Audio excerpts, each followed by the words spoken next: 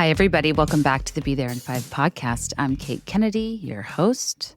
I feel like you've heard enough from me lately. I mean, especially if you were paying attention to my life of Showgirl footage. It was like, in a week's time, 4, maybe 5 different installments of thoughts.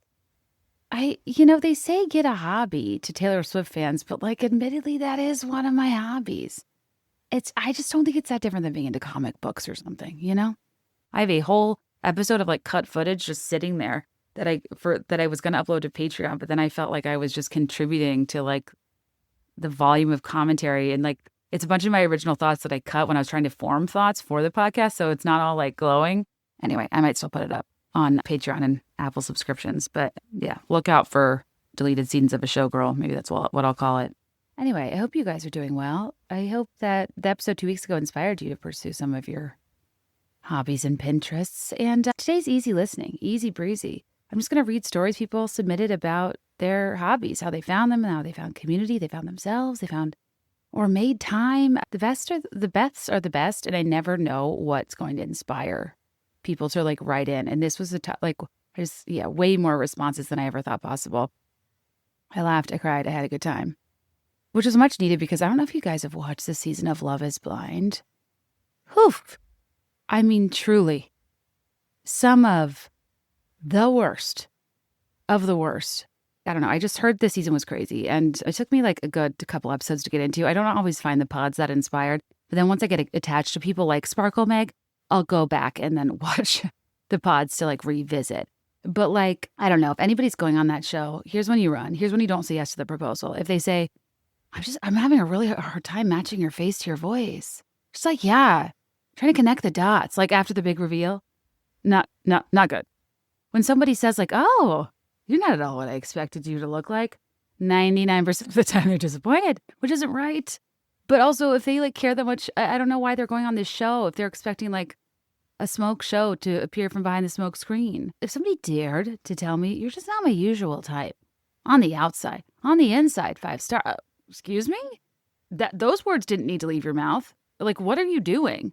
What are any of these people doing? I just don't know why you would go on Love is whatever.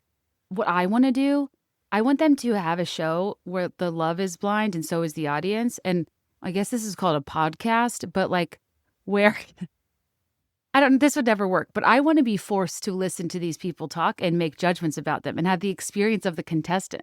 And then it'd be who would I pick? And then have the big reveal. I feel like there's nothing really that new with me that I need to be getting into on here in my intro, other than I went to an Addison concert last night, and it was very full circle for me because I told you in 2020 she'd be a star, and I just felt very proud of her. And the audience was so Gen Z-tastic, so young and fun and into it, kind of either dressing in costume or just so breezy casual. And it was a very happy LGBTQ plus friendly environment. It was a really nice experience, and I was really excited for Addison. And I don't know if this is a hobby necessarily because I don't do it that often, but when I can, I'm very interested in going to see up and coming artists on their early tours that are small venues. This was a very small venue, and I love that vibe of I knew her when, because I feel like I knew her back when she was just starting out dancing Renegade. But this feels like another level. I knew her when, but I think she's going to be huge, and she's really talented, and it was fun to see. It's fun for me to see somebody who has all the money in the world who is still choosing to pursue something in the arts and willing to do smaller venues and doesn't care if it's I can tell she's somebody that cares about what she's doing, and she has her own really specific taste. Anyway, you guys, waking up in the morning, thinking about so many things. I was just listening to Taylor Swift's voice notes, and I kept thinking of, what's her name, Jaduce, singing that Waking Up in the Morning song. Anyway, guys, what a gift it is to be here today reading through your emails about your hobbies, your interests, your revived childhood passions, your things you started amidst heartbreak, the sense of community you've found through hobbies, the advice you give. This is just such soothing listening, soothing Delilah level listening. Not in terms of my voice or cadence, I wish. Can you imagine having a voice like that? But in terms of just easy breezy content that hopefully won't get you feeling any one type of way other than inspired to, pick up a paintbrush, pick up a crossword, go to a local pickup game or search for classes or courses in your area. I had a laundry list of things I wanted to do after listening to this episode and or reading these emails. It was really cool to see the range of things people were involved with, because there was going to be the more common contenders too. But like things I don't always think about that are things I would want to do, but I don't think of as hobbies that totally are, whether it's like learning a new language or like trying your hand in a STEM field if you've never done anything related before, just to like see what it's like and if your brain works that way, to like writing fanfic, adding whimsy to life through miniatures. Have you guys ever heard of canine nose work? There's some real metal detectors out there, and I'm inspired. For Father's Day, I got my husband a gold panning kit because he always watches like shows about people that like find gold. And I ended up doing it longer than him. I spent a solid week of my life dabbling in gold panning in ways that I was literally buying bags of dirt off the internet. It's called pay dirt.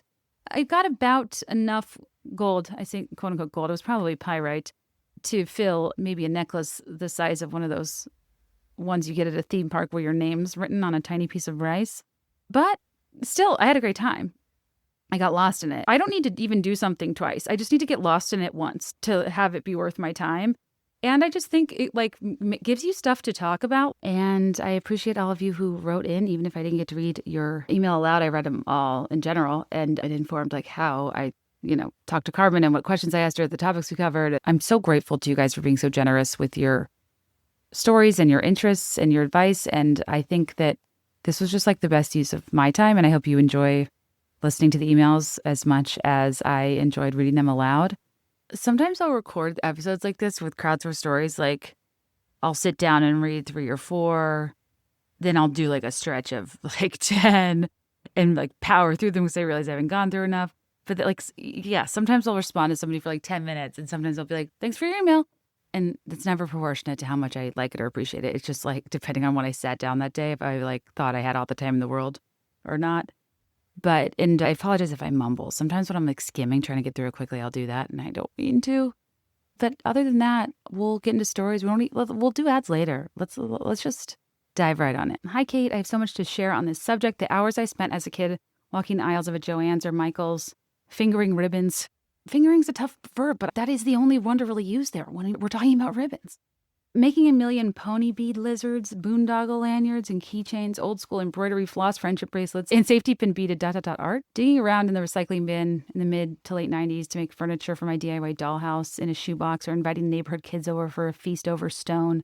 Reed leaves and grass soup in my sketchy garage. Tie fleece blankets, oh my gosh, tie fleece scrunchies for your middle and high school sports teams. Rolling beeswax candles. Learning to make donuts by hand. Counted cross-stitch. Grandma teaching me crochet. You're a regular Kirsten Larson. Another grandma teaching me the fine art of the latch hook rug. Shrinky dinks in the kitchen. Perler beads to teach you the ultimate patience and aggravation. In high school, I puffy painted a shirt for every occasion, especially for team events to show school spirit. And for a short brief stint, I even tried my hand at embroidering scrub pants for friends and considered making a side hustle out of it. As far as non-artsy hobbies, I began rowing in high school, and although I was never exceptional at it, I loved being part of a team. I ended up going to a D1 school that had a rowing team, and I joined my first semester but ended up quitting the team because of academics.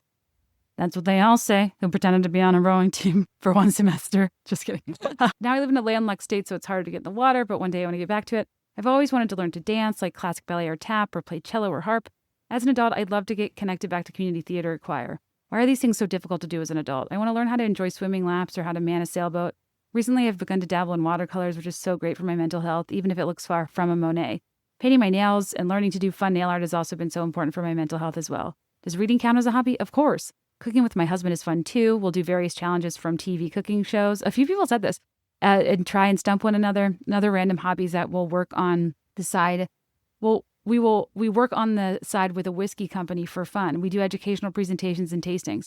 It's fun to do with my husband and get nerdy about alcohol. This was a long email with a bunch of info, but hopefully it was helpful. No, that was just like that. I set the stage for not only like for many of us, there's so many things we'd love to do that we simply don't have time for. Because I know, especially for moms, and trust me, I get it. It's like, on what planet? When would I have time for this? There's no way we can possibly do all the things we want, nor do we have the time to hone the skills to be good at a lot of these things. But A, I love the enthusiasm of that email. And B, I think that, yeah, part of this conversation is like kind of finding ways around this dilemma. And I want to be clear, like, I know I only have one kid and I'm not as busy as most of you and stuff. And it's like, so when I say like carve out time, reallocate time, there are going to be countless seasons of life where you're not going to have time for shit. And that's okay too. The last thing like a hobby should be responsible for is stressing you out about finding one or making time for one when things are already too overwhelming. Yeah, sometimes I think there's maybe creative workarounds we can learn from each other about. And sometimes, yeah. I thought somebody wrote in saying that in the summer and on weekends, her and her friends meet on somebody's porch and all the moms chat and they do their own individual hobbies, not necessarily the same hobby, but they do their hobbies on the porch while group parenting a herd of like 13 plus kids who all like play together. And I was like, that's so interesting. So whether you're like cross stitching or reading, taking an online course, who knows, practicing your footwork of an Irish jig. I think that's like such a fun idea. And all I want, like that, my friends, is a village. That's the thing we always crave. What a way to kill two birds. Or also like workarounds. I mean, a lot of people wrote in and said like, I love reading and parenting and reading does not mix well. But several of you said like, I've just had to embrace audiobooks and they're just such a great workaround that is a lot more attainable in certain phases of life. And it doesn't mean you will not read again, but some seasons of parenthood certainly make that harder than others. This person wanted to talk about 3 hobbies they picked up as an adult. They've always wanted to be a creative person, but I have awful handwriting and drawing skills, so they needed creativity within a framework. And these are the 3 that clicked, that keep me off my phone. I'll listen to podcasts and do these for hours on my own, and occasionally with a friend. The first is using vintage stamps to mail invitations. You can pay people to do this for wedding invitations, but it's really cheap and fun to do on your own. I buy the stamps on eBay or Etsy and have used them to mail Christmas cards, birthday cards, and my own wedding invitations. It's both a math problem to get the current postage rate using old denominations. I just got so excited. And a creative exercise, layout, colors, theme. One of my favorite parts of this hobby is receiving the stamps from the eBay stamp sellers, like stamp collectors themselves. I typically package the order so carefully and use a hodgepodge of leftover stamps to mail the envelope. Okay, when I heard you say vintage stamps, I didn't really think about what you meant, but like thinking of all the different values and like the beautiful, yeah, like you said, hodgepodge of ones you can put together to like make up the current value. Like that's like fun. I love that. The second one is Japanese embroidery. Sashiko, very low investment. You need a cloth pattern, needle, thread, and scissors. You simply stitch a straight line following the pattern. I like the simpler patterns. You can use this technique to patch worn clothing, but I haven't tried that yet. It's so compact and relaxing. I bring it on vacation or when visiting family. And most recently, I've picked up box making. Think the small, simple boxes joy comes in, but handmade with beautiful paper. So fun and relaxing. I'm learning together with a friend. We just bought a bunch of these kits from a Japanese company called Box and Needle. We started with the simple kits that are cardboard and stickers, and we will try to level up soon, making them more traditionally with paper and paste. Oh, and she sent me all these links. I wish I could send you all these links. Thank you. Those were so fun. This one is, I've been on a journey to explore more hobbies. I found 2 this year that I've fallen in love with. First is my adult French class. I minored in French and studied in France, but I've completely lost the language and I haven't spoken it in 15 years. You and Megan Markle both. But she's met amazing people. She's had 4 hours a week dedicated to putting her phone away and speaking in French with her new friends. Oh, that's fun. You like converse and meet up? I was thinking you meant Duolingo, but oh, okay. This is what I get for skimming. I also took up gardening for the first time as a total novice. I fell head over heels in love. I spend all my time outside now, typically having my morning coffee, my work from home lunch, my evening glass of wine outside, watching the bees and caring for the garden. I have a teeny tiny patio in a very urban space. I somehow made it work and have grown so many amazing things. One unsolicited comment I have about starting hobbies. I think the most difficult aspect is the community that already exists, even for a solo hobby. Being between online chatter and friends IRL, everyone in the gardening community scared the heck out of me to try. For years, they intimidated me about the difficulty and stopped me from starting. After getting into it, the narrative changed a bit. The same community who told me how hard it was then shamed me for trying so hard by talking about how natural it was for them, saying things like, I don't even water. What? You tell lies. I don't exactly have a green thumb, but like, aren't we still doing chlorophyll? Like photosynthesis, are you there? It's me, gatekept, from this community group that is saying ridiculous things like, I don't even water? Ugh. That's like in elementary school when you'd like be on the blacktop and everybody in a circle took their turn at singing and somebody wanted to like show off, but it didn't come out very good. And then they'd say, well, I wasn't even trying. And it's like, you were trying your hardest and you know it. Oh my gosh. Thank you for writing. I'm very interested in hobbies that let people reconnect with something they loved as a kid. I found a cardio dance class in Chicago that was like actual choreography, but fun and exercise, adults only. If you had any kind of experience in the past as a dancer, you could pick up the dance easily, feel cute doing it, and get a great workout. I'm in Kentucky now and wish I could find something similar. I've seen Instagram videos of women who used to do choir getting together and singing beautiful harmonies with their babies. That's cute. They sound so beautiful. How fun for them. How often do you get to sing like that in a group when you're grown up? That's so true. I know I can't sing, but Like, I could cry thinking about a choir of women getting to sing together and enjoy something, and also a safe place to bring your kids so you don't have to, like, make time for it, especially if you're, like, a new mom and how hard that time is. Oh my God. We're spending, like, so many people take their tiny babies to music classes, and it's more power to you if that's something fun for you guys. But also, your kid's effectively a potato. They don't need the music class. Do it for you. Let's reverse music classes and bring our babies to our music classes instead of take ourselves to their music classes. Let's start a movement. Hi, Kate. I wanted to share a personal story about finding my new hobby. After experiencing a miscarriage in the summer of 2024, I needed a way to keep my hands busy and take a step back from social media. I'm a runner and typically use exercise to clear my head, but of course I had a few weeks that I couldn't really exercise while I physically recovered. I know a couple girls who needlepoint but shrugged it off because I've never been a crafter. One of my best friends from college even designs canvases. It occurred to me to try. I ordered a canvas from her. I bought a book and watched a lot of TikToks, and what started as a coping mechanism is now one of my favorite things to do. I bring my needlepoint bag with me when I travel and seek out needlepoint stores at different destinations. I pick out my threads. I feel emotional for you, but I pick out my threads like I used to pick out colored pencils. During back to school season, I needlepoint while I listen to podcasts. Long time, thank you. And I feel like making friendship bracelets by the pool when I was young. I hung my first canvas in my daughter's room. Oh, I'm so happy for you. Sorry, guys. My husband and I gave birth to a healthy baby girl in April. Oh. The way you like just described that is like traveling with it and finding stores and picking your colors. I just like that sort of like being able to rely on small things like that and to look forward to things and have something like structured you can do and look to in different places you go. It's really special and helpful, and I love that. As an adult at 34, I took a free bike class in Chicago with Chicago's transportation program. Learned to ride with some friends that had never learned how to ride a bike as kids. I love that. I bought a bike a few months later and considered biking my newest hobby. It started on paved bike trails, and now I can bike in traffic. Oh my God, bless you. I'm too scared. It's easy to find group rides, but I prefer biking alone so I can go at my own pace. That's so cool. I didn't know that was a thing. So Chicago Transportation Program has a Learn to Ride class? Very cool. Do they have a Learn to Use a Lime scooter class? Because I do know I would perish. Or at least break my face in if I used one. But I can't say I'm not interested sometimes when I'm tired of walking and I'm like, oh, that looks nice. But I just don't really understand scooters. Like I think I've fallen off a razor. Like, do you remember that Christmas that everyone got razor scooters? The 90s and early 2000s are interesting in how every 2 to 3 years there was a culturally defining holiday gift that doorbuster dreams and nightmares were made of. I mean, like Tickle Me Elmo, Christmas 96, pandemonium, parents fighting in the streets and the stores, news coverage of the chaos, resellers marking them up. I mean, it like defined toy panic. Only for us to get to Furby in Christmas 98. They were so creepy and they didn't stop talking. They would like learn English. That was kind of the original AI koala. I learned after Tickle Me Elmo, I'm not even going to waste real estate on my Christmas list on some of these overhyped toys. I also like would get anxiety when my parents would leave late at night or early in the morning, and I wouldn't dare want them as a part of a doorbuster deal. Is anybody else consuming anxiety throughout childhood? Anytime their parents were like in a car, not at home. But yeah, Furby, getting a Furby was one of the greatest surprises of my life. But 2000, that was razor scooters. They're like hard to come by. 97, I had Tamagotchis, which I do recall going to a Toys R Us and them being sold out. And my dad got me a Nano Baby, which was the Rose Art markers.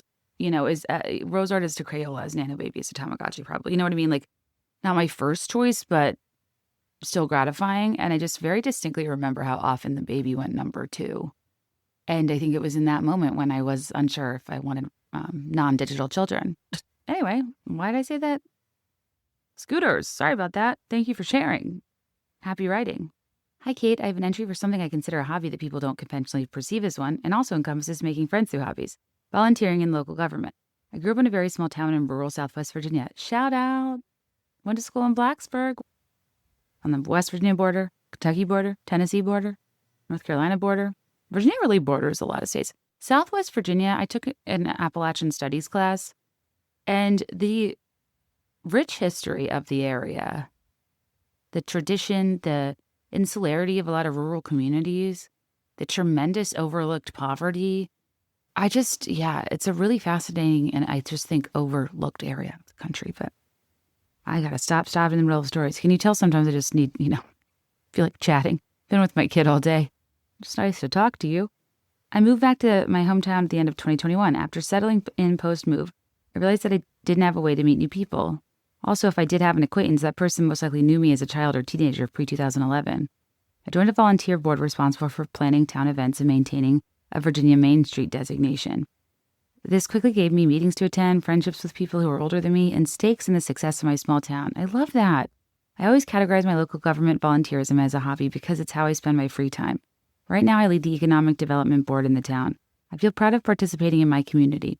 Oh, and I accidentally became the person who was willing to be the holiday mascot because I don't get embarrassed easily. That is honestly one of the greatest traits a person can have, and that's incredible. Thank you for your contribution. She's the Easter Bunny and the turkey at their Thanksgiving 5K. Oh my God, you're the famed turkey of turkey trot fame? Do you trot in the turkey outfit, or do you just greet people at the end or beginning of the turkey trot? Also, people doing turkey trots. Like, you're the real stars. That is not a day I feel like doing anything other than like eating and complaining about people watching football. But good for you for getting up and getting out. I'm envious of the energy of people that don't embarrass easily and people that will attend 5Ks. You pretty much have my dream personality. That's very cool. Thank you for sharing. And also, that's so important. And I think sometimes figuring out where you can be most helpful in your community or local government is kind of hard to identify. But it's something I've been looking into a lot lately because my, Chicago in general is going through a lot.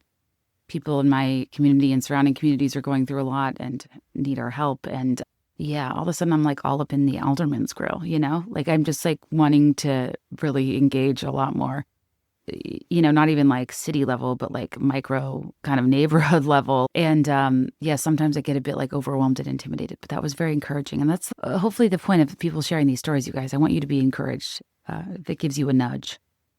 Hi, Kate. I, like many girls who came before me, have gone down the Baba rabbit hole. Baba rabbit hole. Is that supposed to, should I know what that means? As a Canadian who lives in sweater weather 8 months of the year, despite it being several $100s, it seemed well justified to buy a handmade sustainable sweater. Oh, it's a sweater. Oh, wait, I think I know what you're talking about. That I would get tons of use out of, right? As any millennial would, I looked for a dupe. The only things that kept popping up were knitting patterns, which as a crafty girl, I respected as a hobby way beyond my capabilities. Same. But with winter fast approaching, I love how you guys write these, and my seasonal depression setting in, I decided I needed another hobby to keep my hands busy and away from scrolling as childless millennial after the American election. So I decided to dive into the depths of knit talk and find a beginner sweater and learn how to knit. The greatest resistance of all is using predatory algorithms to learn a skill or to find community, truly. I quickly realized that the best way to learn knitting was baptism by fire, so I landed on knitting the step-by-step sweater by Florence on YouTube because it came with extraordinarily detailed instructions for absolute beginners. My logic was that even if it sucked, I'd have a cute, cozy, imperfect, bumming around the house sweater for around $100, and it was time off my phone. But isn't that wild that, even to make one costs $100 and, tons of time? I don't say that to be discouraging, but, when some, there's plenty of fashion houses overcharging, but, if you're actually getting something sustainable from, knitwear-wise, it's going to be pricey. I need to look up Baba. So armed with my emotional support husband on a Sunday, I walked into my local yarn store and was met with the kindest woman who showed me the nuances of different types of needles, recommended a yarn, and sent me on my merry way. I literally feel like crying because I'm so worried about people growing up without a Joanne fabrics. It literally was addicting, fun, and scratched such an itch in my brain that I was able to finish the sweater after about 60 hours of knitting, which works out to about 2 months. Also, but how gratifying is that? To get to wear something I made. From there, I was hooked, lol, and decided that it was time to make the Baba dupe of my dreams, the Ozetta Winters pullover, which took me about 40 hours over a month and a half, and I wear weekly. I love that for you, and I can't wait to look that up shortly. Since last November, I've knit 5 sweaters and have such an appreciation for the craft, natural fibers, effort, and the nuances of different fabrics and patterns. It's been such a fun way to meet women in my city at our Thursday night craft nights at our local yarn store. I love that I've made friends across different generations who have been so kind and helpful in helping me navigate other aspects of my life, from work to pregnancy and sharing seeds for our gardens. You garden too? I feel like grandma hobbies are given such a weird reputation, but God forbid the girlies just want to swap lore. Truly.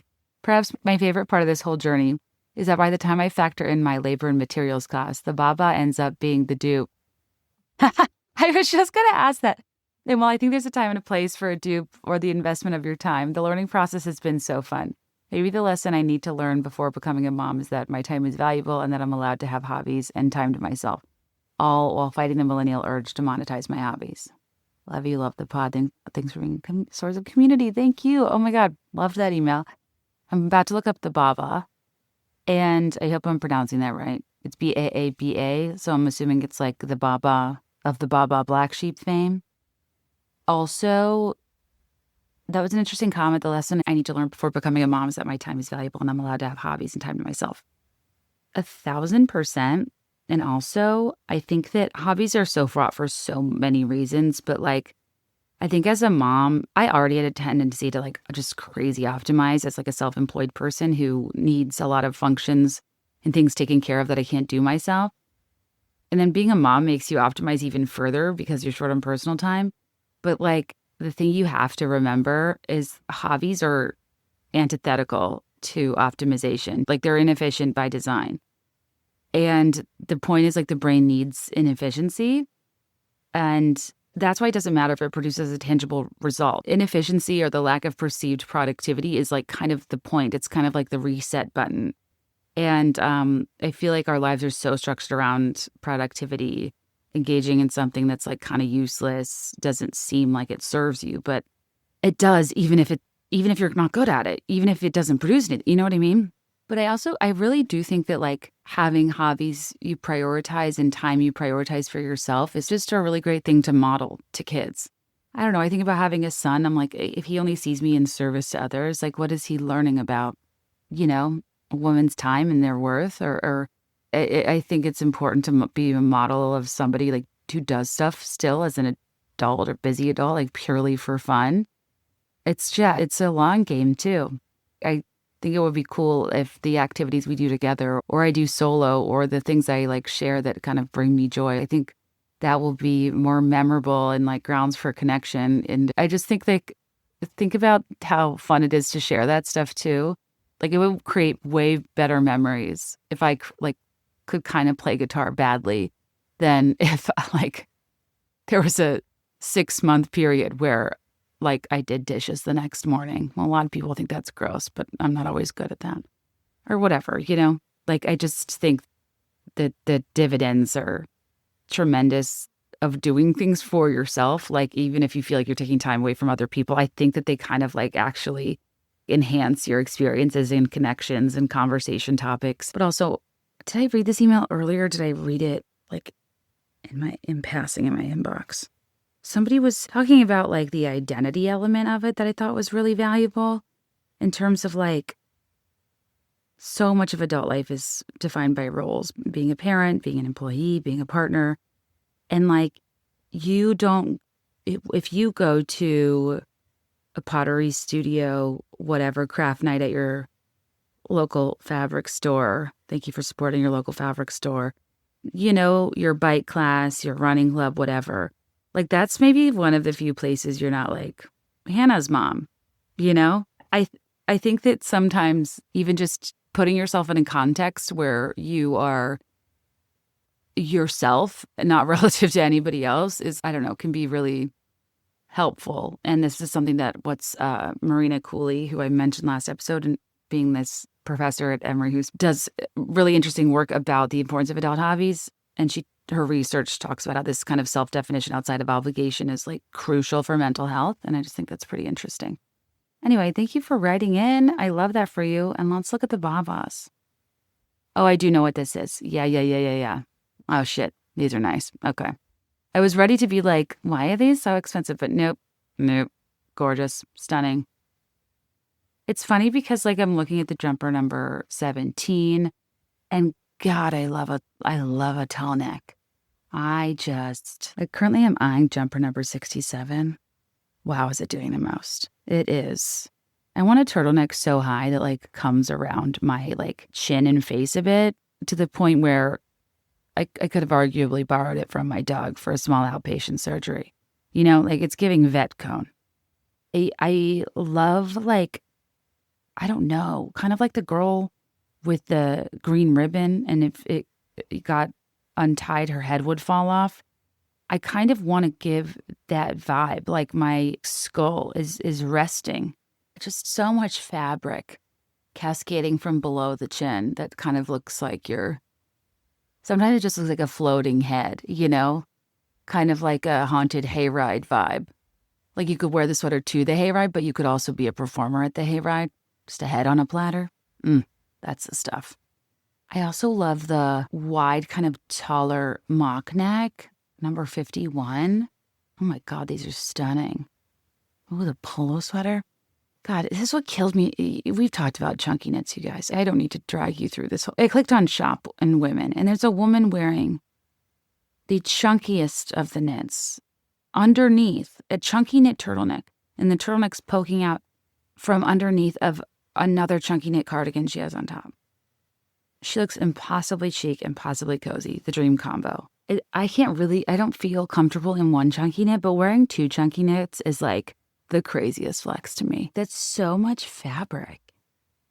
I wish I could message this woman and say, hey girl, you look great. Can you reach for something on a high shelf? Oh my God, they have a kids section. I can't. Teddy is so dreamy in a sweater. Also, I love this look I'm seeing lately of matching sets that are sweaters and sweater shorts, but I feel very confused by a fabric of a season that doesn't match the silhouette of said season. Like last night at the Addison Rae concert, I wore, shout out Revolve sponsor, I wore like a jacket and short set from there that was like tweed. And I know what you're thinking, Kate. Great move, wearing tweed to a mostly Gen Z under 23 crowd of an Addison Rae TikTok star concert. And to that I say thank you. I was so hot. I sweat a lot.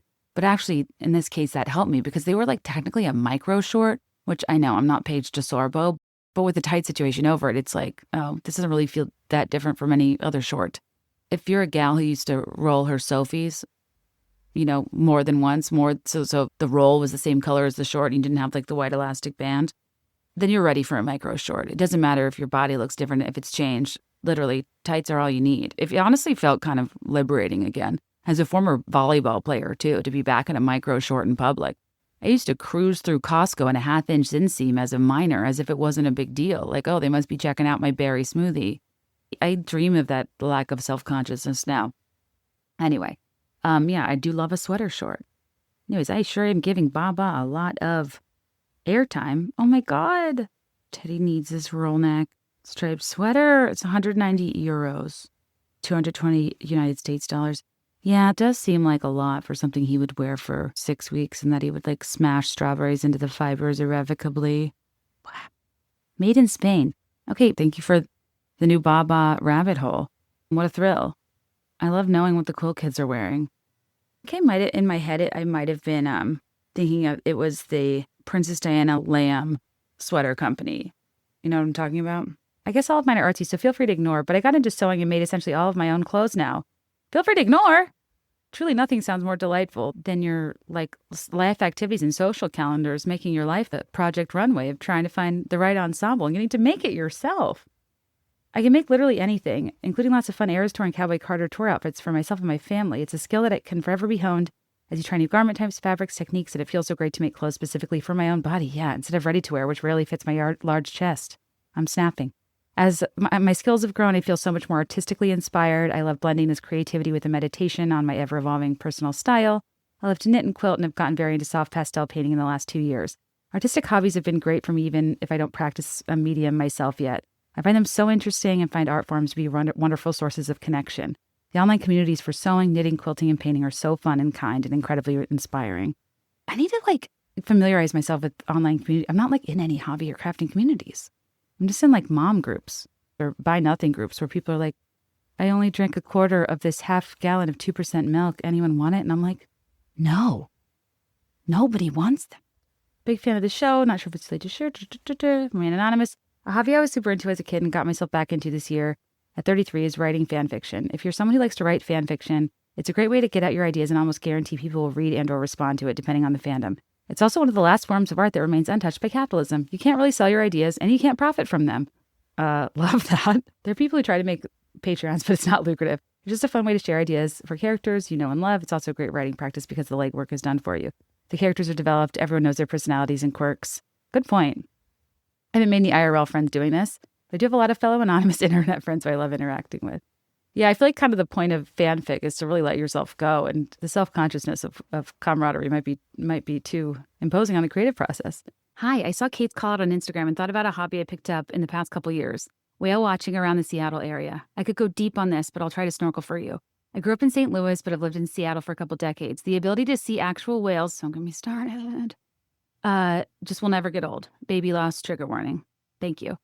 We have a group of endangered killer whales, technical name, Southern resident killer whales, called J-Pod, and they've made news around the world for a couple of females carrying their deceased babies on their noses in a tour of grief for days. Holy shit. One did this as recently as last week. I, along with many other women, have such deep experience with loss that I feel a particular unfortunate kinship with them. And it's so beautiful. I love whales. I went to my Seattle show a day early so I could go whale watching, but the trip got canceled. And then I went back with my sister before Vancouver and tried to go whale watching, but it was too cold. It's one of my dreams to see them jump in front of my eyes. And I've always wanted to be cool and like a horse girl, dolphin girl, and I tried that out. But deep down, I was a manatee girl and a whale girl. Sorry, I'm talking in the middle of your story so I can calm down because that's really beautiful. And I love animals. And gosh, it's really powerful when you think of us going through the same things. It's hard not to be in awe of this animal. Add to that growing up in the Free Willy days.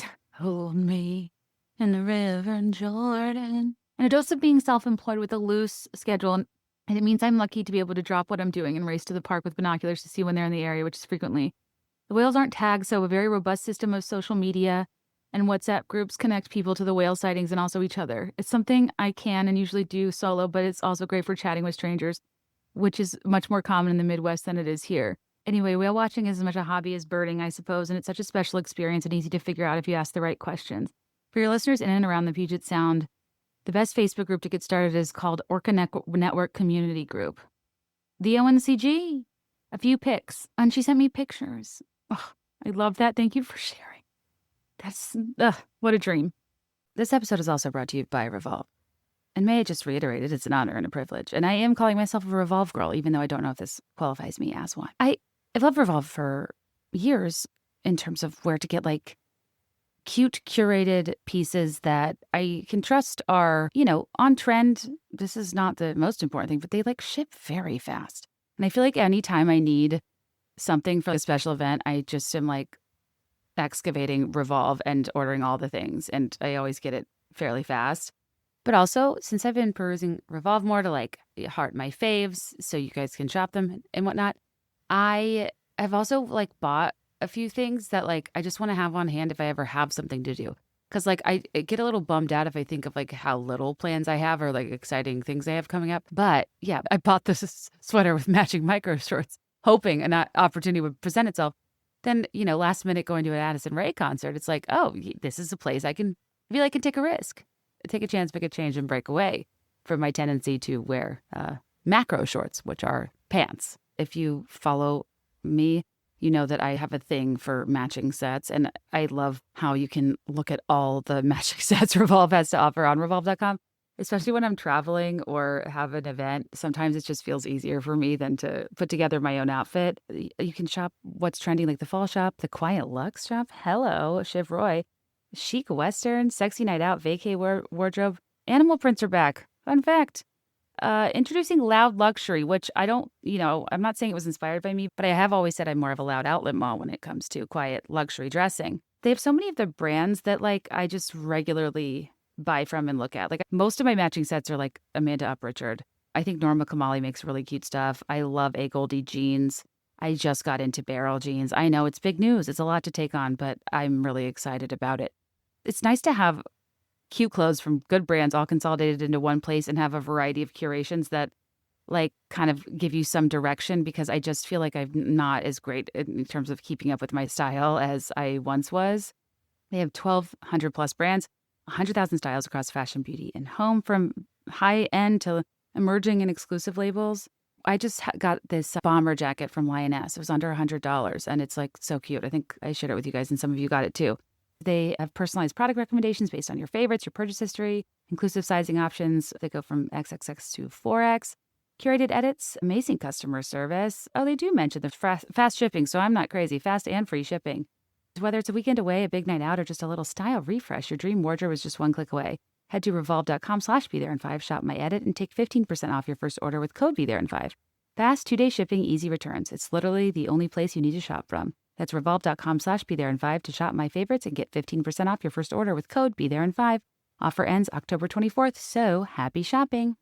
This episode is brought to you by Hungry Root. As I mentioned a couple weeks ago in part 1, some people have a hobby of going to the store, the market. They love to meal plan. For me, it's like one of those things that's de-energizing, that's depleting. A way I want to reallocate that time. And this is why I love Hungry Root. It combines the best of both worlds of like a meal kit delivery service and grocery delivery, where instead of getting different ingredients sent to you that are exactly measured for one recipe, you're getting whole groceries sent to you with recipes alongside it where the food can be used for the recipes, but they don't have to be. They can be used in other ways. Like it's really hard to use, 2 isolated tablespoons of mustard and half of a turnip. I've never ordered anything with turnips. But because that'll go bad, it doesn't have as long of a shelf life. There's some food waste there. But I just never, with meal kits, I never know if I'm going to feel like making that thing next week. So I like to have the option to do either and repurpose ingredients for other things if I'm not feeling it. Their recipes are like really good too. I'm currently eyeing chili lemon chicken Caesar salad, a baby back rib situation that I'm like, can I make this? But then their recipes are actually only 3 or 4 ingredients, and I've never ever had a problem with one. You can filter by almost any nutrition need, whether you're gluten-free or have like certain allergies or dairy-free. Protein's quite hot right now. You can also like filter. This is one of my favorite parts, filter by cooking appliances. Because my air fryer is currently broken and I don't grill outside. So when a recipe's telling me to do that, I'm like, oh man, what am I supposed to do now? And the level of customization is unreal. And they have a whole kid-friendly, kid-approved section, which I think is like super, super helpful. Because I just need ideas. I don't know what to cook myself, much less my toddler. Hungry Root is a great solution for people who, want to reallocate some time elsewhere or want healthy options for their family that fall within a certain dietary need. And it takes the stress out of grocery shopping by filling your cart with personalized selections that get smarter with every order. From smoothies and kid snacks to sweet salad, kid supplements, and more. And with the podcast offer, you'll get a free item like a premium protein veggie or sweet treat in every box for life. Oh, a brioche short rib French dip sandwich. Sorry, I'm getting distracted. Yeah, the food's good. Take advantage of this exclusive offer. For a limited time, get 40% off your first box, plus get a free item in every box for life. Go to hungryroot.com/BeThereIn5 and use code BeThereIn5. That's hungryroot.com/BeThereIn5, code BeThereIn5 to get 40% off your first box and a free item of your choice for life. hungryroot.com/BeThereIn5, code BeThereIn5. I've recently gotten into quilting. Have I bought a machine yet? No. Have I bought fabric or thread? Also no. What really happened is that I expressed interest in learning how to quilt to an older lady acquaintance of mine, and everything has flowed from that. I work from home and have a pretty flexible schedule, so every Tuesday morning I go over to her place and she's helped me cut and sew an entire quilt top, including giving me fabric from her stash. I feel so beyond lucky. Her family isn't interested in learning, and I can tell that she enjoys the time as much as I do. I would love to teach people things that I love to do. That's really sweet. And you're keeping her company and I love that. She doesn't get out much, and it honestly feels so good to pick up a tactile skill. I'm a graphic designer, so computer work is basically all I do, and get to know a woman that, to be quite honest, I probably wouldn't have had this connection with. It's so cheesy to say, but there's totally magic in letting other people help you along the way. It's sad to think there's a lot of tactile hobbies and skills that could be lost if we stop touching real things. It just feels good. I love that. Is there an app we can create that connects us with older ladies with expertise and skills who maybe could use some company? Their kids moved out. And we could be apprentices of sorts. I love that. Thank you for sharing. Last year, I was super burned out from my career, so I quit my job for a sabbatical. The plan: spend more time on my go-to hobbies like running and cycling, try some new ones, mountain biking, hiking, and get back into old ones like playing guitar and sports. On the very morning of my sabbatical, I went to play women's pickup basketball and broke my ankle in the second game. It was supposed to heal in 8 weeks, and I figured I had 6 months off anyway.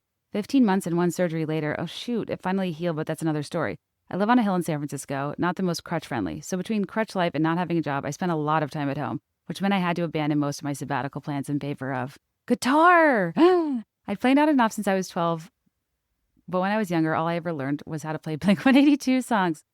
Yeah, but no. I took her out. Like I can hear the guitar riffs. That's amazing. Finally, use this as an opportunity to actually learn beyond 3 power chords. Piano! Took one random piano class in college that I actually enjoyed and proceeded to ignore it for years, so I ordered myself a keyboard and have been learning to play. Singing. I've always wanted to learn to sing, even though I'm pretty positive I'm tone deaf, so I signed up for a few months of singing lessons. Turns out you can croon terribly while on crutches and it's still fun. I really want to try that. I also rediscovered how much I love reading. My 72... Also, but like, I feel like I would need... If I had... Even if my 2-year-old could hear me at my singing class, like I would really need silence in a big way. I'm curious if you live in buildings, if you live in homes, like, do you feel the need? Do they really make you belt? Like, you know that Broadway lady on TikTok that's like, teaching people how to do like show tune projection? Seems like you have to sing pretty loud. I was going to say, I also rediscovered how much I love reading. My 72-year-old neighbor noticed I've been spending lots of time in our sunroom reading and invited me to start a book club with her. Now I meet once a month with a lively mixed age crew of neighborhood book nerds I barely know, and it's been an awesome way to connect. Breaking my ankle, 0 stars, 10 out of 10 would not recommend, except for TSA line cutting and prime concert seating. Silver linings. But it forced me to do things I kept putting off, and that's been surprisingly great. There's something rewarding about doing something purely because you enjoy it, skill be damned. I record myself jamming on guitar all the time with no plans to release anything. It's just pure intrinsic joy. TLDR, artsy or not, any hobby that brings you joy and nudges you out of your comfort zone is worth it. I love that on so many levels, especially for like making the best of a situation that's really frustrating. And I'm sure being on sabbatical, you were like, oh my God. But that's really, really cool. Though I'm really, really sorry about the injury. Hope you're well now. Hey, so this is sort of obscure and conceptual, but I would categorize my hobby as adding whimsy to my life. It's something I do on a regular basis, and it involves sourcing miniatures I can hide in my plants, hanging fairy doors, doing small arts and crafts projects that I can later display in my home. I would quantify it by saying whatever the thing is, it has to bring me delight and add unexpected joy to my home and life. Hugs and clinks. I love that. I think I brought that up to Carmen. One time I crowdsourced how you bring whimsy to your everyday, and it's just kind of one I've been sitting on. If I need an episode concept, maybe I'll revive that because like the way I feel when I see like a book nook, honestly, the way I feel when I see like a calico critters set up, I love whimsy things are really so exciting to me. And thank you for sharing. I thought that was such a fun one. Hi, Kate. I'm not sure exactly what you're going to talk about. Hobbies, but as a kid, I did lots of art projects. Sand pouring. Did you get the Lisa Frank sand pouring kit? I wish. Sequining, embroidery, crosshatch, and the occasional Lizzie McGuire jigsaw puzzle. My mom thought I was amazing, but I was pretty mid. I was mostly good at following instructions. Fast forward to having kids. I was raised Mormon. I could talk about the cultural industriousness of Mormons all day, every day. I was raised Mormon and had my children in my early 20s. I had a boy first and was kind of bummed about it for a minute because days of playing with dinosaurs and Hot Wheels flashed before my eyes. Relate. Not my thing. I vowed to raise him as gender neutral as possible, partially so I'd be able to enjoy my hobbies with him. As he got older, this became even more important when I had a second boy. Boy mom. People say 3 cats makes you a cat lady. Does 2 boys make you a boy mom? Because I have 1 boy, but I don't self-identify as a boy mom. I just feel like, a human person with a child. But by the time that my youngest arrived, I was grateful that my second was a boy so that I wouldn't be treating my kids differently because of gender. Interesting point. Baby and toddler days are really understimulating. One of the things I would do to get us out of the house was go to Target. And wouldn't you know, my boys were drawn to boy things. So many trucks, dinosaurs, car tracks. I wasn't a monster, so I indulged. I hated it at first. After enough exposure, though, it became tolerable. Then it became fun. We started working on circuit building kits. And once I got over both feeling stupid and feeling like a dude, I learned so much. This was happening alongside me realizing that being a stay-at-home mom is not a viable option if we want to eat brand name cereal. And ultimately, I decided to enroll at our local university and test out the electrical engineering major foundations class. Kate, I tell you, it has been like doing a bedazzle your jeans kit every single day. I just follow instructions and build circuits. I'm obsessed. I have a 4.0 GPA. My professors think I'm the shit. I'm not. I just am not 20 years old and I have 0 partying in my schedule as opposed to my peers. And I'm going to enter an industry with decent starting salaries when I graduate in a couple years. And yes, math class is still very, very hard. Math class is tough. I hate it, honestly, because of how dumb I feel. But I go to tutoring, and I tell myself that if I still hate it when it becomes easy for me, I can pivot to being an operations manager, which can also pay fairly well. I guess you could say that I benefited greatly from trying out new hobbies as an adult I thought I would hate as a child. Because my mom only bought things like robotics and Lego kits for my brothers, I developed an aversion toward them. But now I really enjoy decompressing by building a 3-foot dinosaur or an underwater Lego scene. I'm rigging up my kid's Halloween costume to have lighting that he can operate from inside his suit. Oh my God. And I do lots of pottery, painting, coloring, sewing, and whatever other art we stumble across.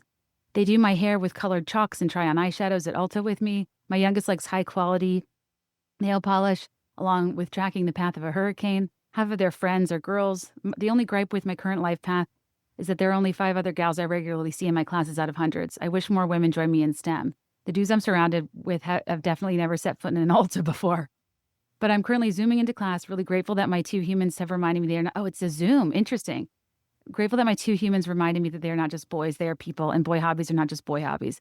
They're just hobbies that translate well into a monetized capitalist society, and we seem to reserve those hobbies for our boys. And my most precious hobbies stay personal and fun for me, without worrying about whether or not they will make me money, like embroidery and making children's books for my kids. Very rambly. Ladies, never apologize for rambling to the rambler. TLDR, trying a boy hobby was an eye-opening experience. I'm having like an emotional response to this email. I mean, first of all, that's really incredible. You went back to school and you're crushing it. And like, I appreciate your candor about, you have a 4.0 and your professors love you, but you like still think math is hard. And like, yeah, that's the thing is a lot of people think it's hard and they push through anyway. Like, why did I think that because I thought math was hard, it meant like I wasn't qualified for anything involving it? What an interesting lesson to learn as an adult. What a cool hobby and interest you found in a way you never saw coming. There's so much there's so much I want to talk about this email, like bar for bar. Like the line about boy hobbies just being hobbies that translate into a monetized capitalist society. Dang, that hit hard. I think the gender toys element, when you think of it in the context of economic lanes, is really fascinating. And I think a really important thing to be cognizant of as a parent. And I think my son is he's so obsessed with cars and wheels and things that like I didn't overtly put in front of his face, but also like, I don't know, maybe he had more wheel related stuff than it's almost whether his car obsession is like quote unquote natural or something he's picking up from the world around him. Honestly, it's probably both and impossible to disentangle. And we were like scratching our heads. But then when my mother-in-law brought my husband's toy cars from his childhood, like from the 80s, she had like briefcases. I'm like, wait, is this hereditary? Is it because he was born outside Detroit? Is it regional? Like, I honestly don't know. But I think it's great to put energy and encouragement into things kids are naturally drawn to. But I think what matters is he's not limited to cars. And therefore, I'm not limited to pretending I care about monster trucks when I don't. We're both whole people figuring out how to share a life together. And I think we've had like so much more fun together than I ever thought would be possible as a mom, but specifically to your point, as a mother of a boy, because I had like a meltdown when I found out I was having a boy. And I don't know if I highly doubt I told you guys that at the time. I felt very ashamed, quite honestly. Now I am comfortable not only telling you on the airwaves, but also encouraging you to not feel ashamed and to give yourself grace if that happens, because I think it's only natural to kind of grieve your expectations. And like for me, all I know is being a girl, and I never was like, except for that, year or two when I wore a lot of umbros, but that was only to impress boys. I'm just super girly. I don't have a lot of guy friends. I don't know. I could not imagine raising a boy. Like the only boy I've ever related to is like when Tom Holland did that dance to Rihanna's Umbrella on Lip Sync Battle. Like my baby shower, part of the reason it was Parent Trap themed, not only because that was hashtag Easter egg for my book that had yet to come out, which was a chapter, one of my favorite chapters in the book, perhaps the most vulnerable one. And because I always thought I'd be more of a Meredith Blake, vote for Elaine on Dancing with the Stars. Because when they arrive at camp, there's a very brief scene where there's one boy there. And he's like, where am I? What is this? Like, that was kind of the inside joke in my family. Like, that's my kid. Like, I imagined how a boy would feel with me as their mother because my interests are such a part of my identity. And because, I don't know, I associate like a lot of dread with youth sports. But, take that on when I get there. And I think something I just always want to tell people if they experience that is like, if you have gender disappointment, it's normal and you have to go easy on yourself. And B, your child they will be a whole person. There's so much more than gender stereotypes. And what's so magical about little kids, my son's only 2 and change, but like we can communicate and we have routines and he like looks forward to things and we're kind of establishing little traditions and hobbies and things we do together. And for all the ways he like is obsessed with cars and wheels, and it's fairly uninspired for me to be playing like a racetrack person that just says Mark Getseka all the time because it's really what he needs from me. What's been really fun is figuring out ways to like bridge our interests, and whether that's doing what I talked about last episode with like he names a car and I draw it, and like it makes him get creative and he has to build the parts and he's like add the wheels, add this color, but also like really so many things I'll put in front of him he loves. And like I thought having a boy meant I was confined to shirts with skateboards on them. I don't know why, but when I pictured having a boy, I was like picturing Sid from Toy Story. I'm like, ugh, he's gonna like put doll heads on machinery and have a buzz cut and be mean to the neighborhood kids. Like, what? I I like literally had such irrational fears. I have this sweetest little curly headed, side parted, cheerful, sensitive boy that plays with cars half the day, but also loves to do fashion show spin arounds when he has on a new outfit. He loves ABBA. We dance to a lot of Mamma Mia. He knows most of the chorus to Dancing Queen. And like I mentioned last week, I believe in appointment television for us ladies, just like men have sports, not to over-genderize things. So Dancing with the Stars is like, my time I lock in. But my husband and son have been like watching with me. And when he gets restless, like Greg takes him. Oh, I told you this last week, but to elaborate, I bring down his fire truck, like tent thing. It's like a pop-open tent that looks like a big fire truck. And I put like a battery-operated like mini disco ball thing on, like a desk disco ball. And it has lights, so it like looks like inside the truck that it's going off as a siren. And then like we often watch inside the fire truck, and so he thinks it's like fire truck sirens. I think it's like a disco. We call it baby disco. Sometimes we're dancing to ABBA. Honestly, he's loving Life of a Showgirl more than even his mother. And also, he's like, it's kind of funny with dancing. he's picked up enough to like know that when a dance is over, we like clap and cheer for them. It's almost like a good lesson of like, yeah, when somebody is doing something like performing or entertaining, we like clap and we smile and we're proud of them. And like, I don't know. I just feel like it's kind of been a good way to introduce him to the arts. And actually Nora McInerney said something to me when I was pregnant. I maybe expressed my concern to her. She has 2 sons that are so sweet. And she basically said the inverse of boy mom to me. She's like, my kids are like mother boys. It's not that she's a boy mom whose identity was like absorbed into like doing boy things with these boys. The boys do everything with her and love her interests. And like they watch Vanderpump Rules together and have the best time. And her kids are like incredible. And I just think she was an example to me of a person. It's like, oh yeah, you can parent your way. You're their mom. These societal constructs and stereotypes and things you see around you aren't things you're forced to do. Figure out how to make it work in a way that bridges what you love. And it's just, yeah, it's been a really special experience. And for all the ways like life does change and there are things that become harder to do. And like, I'm not going to deny that it's a challenging transition. I just think people don't always prepare you for the way your world expands when like the Just You Wait crowd is very focused on making it clear your world's about to end. But I appreciate your story for a variety of reasons. And it gives me energy, like looking into the future in terms of like finding ways to connect and getting into, or at least trying some of his stuff, as he gets older, even though I might not think it's something you would do with your mom or that I'd be good at or interested in. I'm just like, I think your story is so cool. It's cool that we can learn from our kids. It's cool that we can undo our own conditioning by trying new things. And I feel like at this point in life, it's like, it's so easy to not try new stuff. You kind of are who you are. But like, if you do stuff with your kids, it can be really fun. It also can be a real drag, to be clear, or a drag race. God, again, mark, set, go. Wow. I mean, geez. Race cars go in circles. Like literally, can somebody explain to me why that's interesting?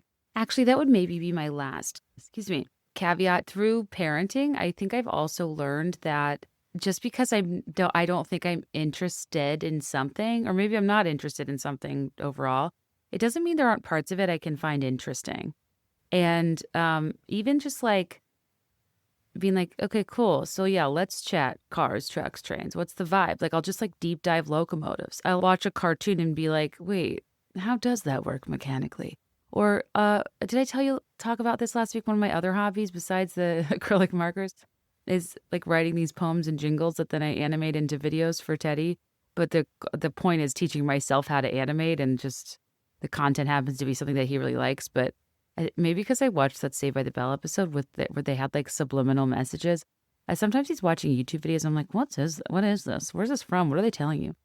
And that's probably not a valid conspiracy, or not really the reason I did it. But Don't Get Stuck Garbage Truck is on YouTube. It's not monetized because I'm trying to keep it fun. I also have Wheel or No Deal that I haven't put up yet. I told you this last week. Anyway, but it's like a fun for the whole family. My husband started writing songs and jingles. His are like, I don't mean to do a full Travis, but his are bangers. Like, I'd tell you what they are, but I don't want you to take his ideas. They have real potential. My husband and I are both like trying to figure this out, and like, who likes being outside and going on the walks more, who's better at the like parallel imaginary play. It's interesting to figure out like what makes the two of you tick that help contribute to like even time spent parenting and what we do together versus when we like take shifts, because sometimes I'm like, well, if you're here, then I'd rather be getting something done, but sometimes I need to just like enjoy things and as a family. That's a hard thing for me, I will say. It's like, oh, you're available? Cool. I'm going to go do something else instead of like us all doing stuff together. Do you guys fall in that trap? Anyway, guys, I don't want to say he's bossing me around, but he's particular. He's particular. Currently very picky about not wanting people to wear socks indoors, which is interesting. Shoes, not as focused on. Socks. I think it's because he thinks we're maybe about to leave. I don't know. But yeah, like even when we go to other people's houses, he wants them to take their socks off. He also just will randomly identify things I'm wearing, and then he's like, no. Like, take off your glasses. No. He has my husband to take off his wedding ring the other day. I was like, excuse me. So yeah, I caveat the joy with like, he kind of orders me around and I really can't get anything done, but it's not forever, I'm adjusting. Anyway, thank you for your email. Proud of you. Can you make me a light up costume for Trek 5 sometime? Hi, Kate. After an entire childhood of idolizing Michelle Kwan and Tara Lipinski, similar to your views on American gymnasts, I think, yeah. I finally took ice skating lessons this year at age 35. It's been so much fun. I'm the oldest in my class, but not drastically so, and I've learned so much. I went from being an okay recreational skater on holiday breaks to someone who can do spins. As a mom, too, it's nice to be away from everything and just on the ice focused on myself. Often I stay after class for open skate and just enjoy myself. Open skate is also really drilled in that no one is watching you and no one cares. Truly. Sometimes I just practice my spins in the corner and literally no one looks at me or comments anything in my head. Like, why is this 35-year-old mom out there? Literally no one cares. So do the hobbies that make your childhood self happy. Oh my gosh. Thank you for writing in. And I'm obsessed with that. Do you get to wear sparkly outfits and spin around skirts? Oh, Carmen, did I read this out last week or did I just tell Carmen somebody took up ice skating and reminded me not to be self-conscious? Yeah, that's like how I feel about so many like dancey things. Ice skating is genuinely hard, especially for a gal with weak ankles. I think that the 90s ice skating culture, it's up there with U.S. women's gymnastics team culture, the Fab 11 or whatever. I mean, and the Nancy Kerrigan of it all, the pop culture story. I mean, I don't feel like we talk about ice skating that much anymore, but it's still so fun to watch. And like, I loved getting back into it with ice dancing with Max and Meryl.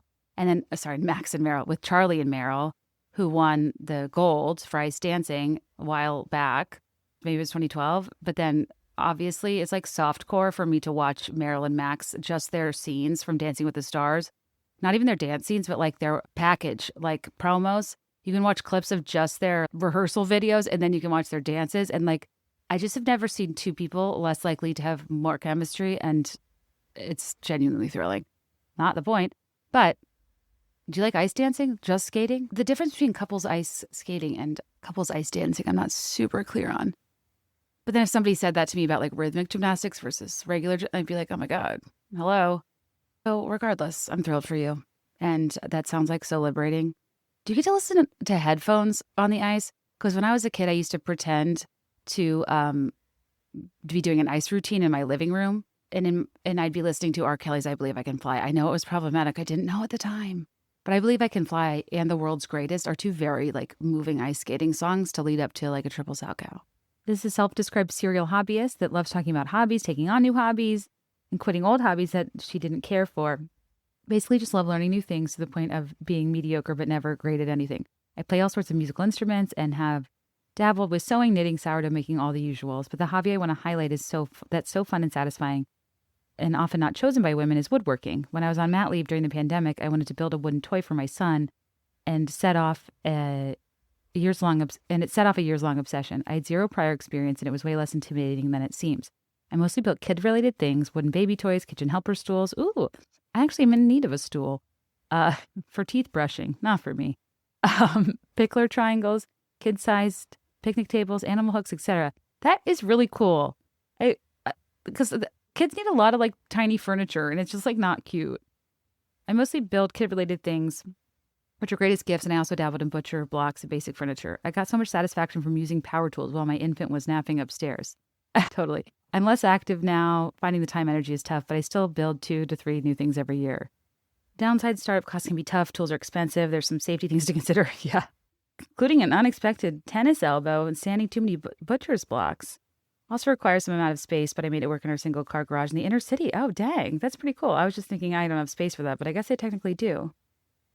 Oh my God, she sent me pictures. They are freaking unbelievable. That's like a toddler tower I would pay $190 for, probably. Like that's, like something that's like substantial, nice wood, safe. Wow. Thank you for writing. My great-grandma, grandma, and mom tried to teach me how to crochet as a kid. I hated it, never made sense, thought it was dumb.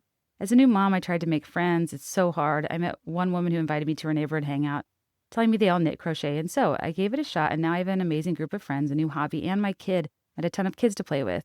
Oh, this is a story I mentioned earlier where I saw this line. I was like blown away.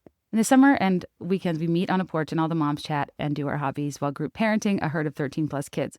Adult hobbies can be tricky, but they can also lead you to great people and experiences. I just think that's like genius and such a way to makeshift a village and to like honor, to like, celebrate everyone's identity and use spare time well with like communal childcare, but also get to spend time for yourself. I mean, it's brilliant. Hi, Kate. Not as unique anymore as it seems to be trendy hobby these days, but my number one hobby is needlepoint. I started as a child, attended needlepoint summer camps, cool, and took a long hiatus until I had my first child. And I decided I was going to stitch a stocking for him. I really hit my stride during COVID as it was something I could do to pass the time that kept me off my phone. Plus, I'm obsessed with Christmas, and someday having a tree full of handmade ornaments really appealed to me. I love that idea. Years later, it has really changed my life in so many ways. And yes, I do have that tree just for needlepoint ornaments now. I love that. I started a needlepoint Instagram account mostly to keep that part of my life separate from my real life.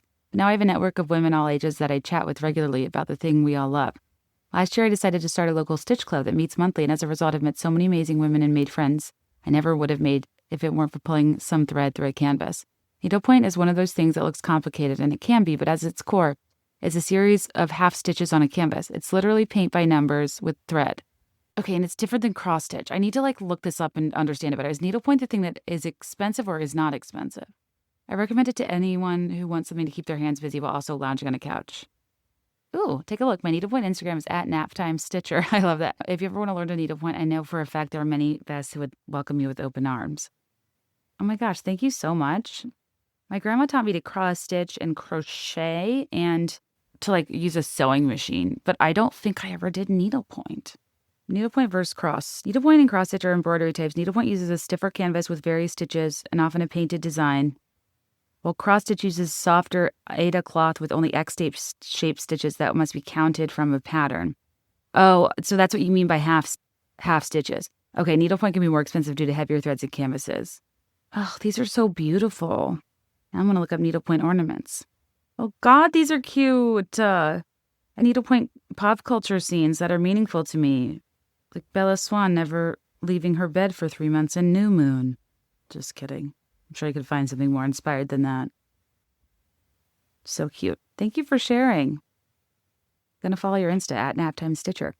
This episode is brought to you by Mark Fisher Footwear.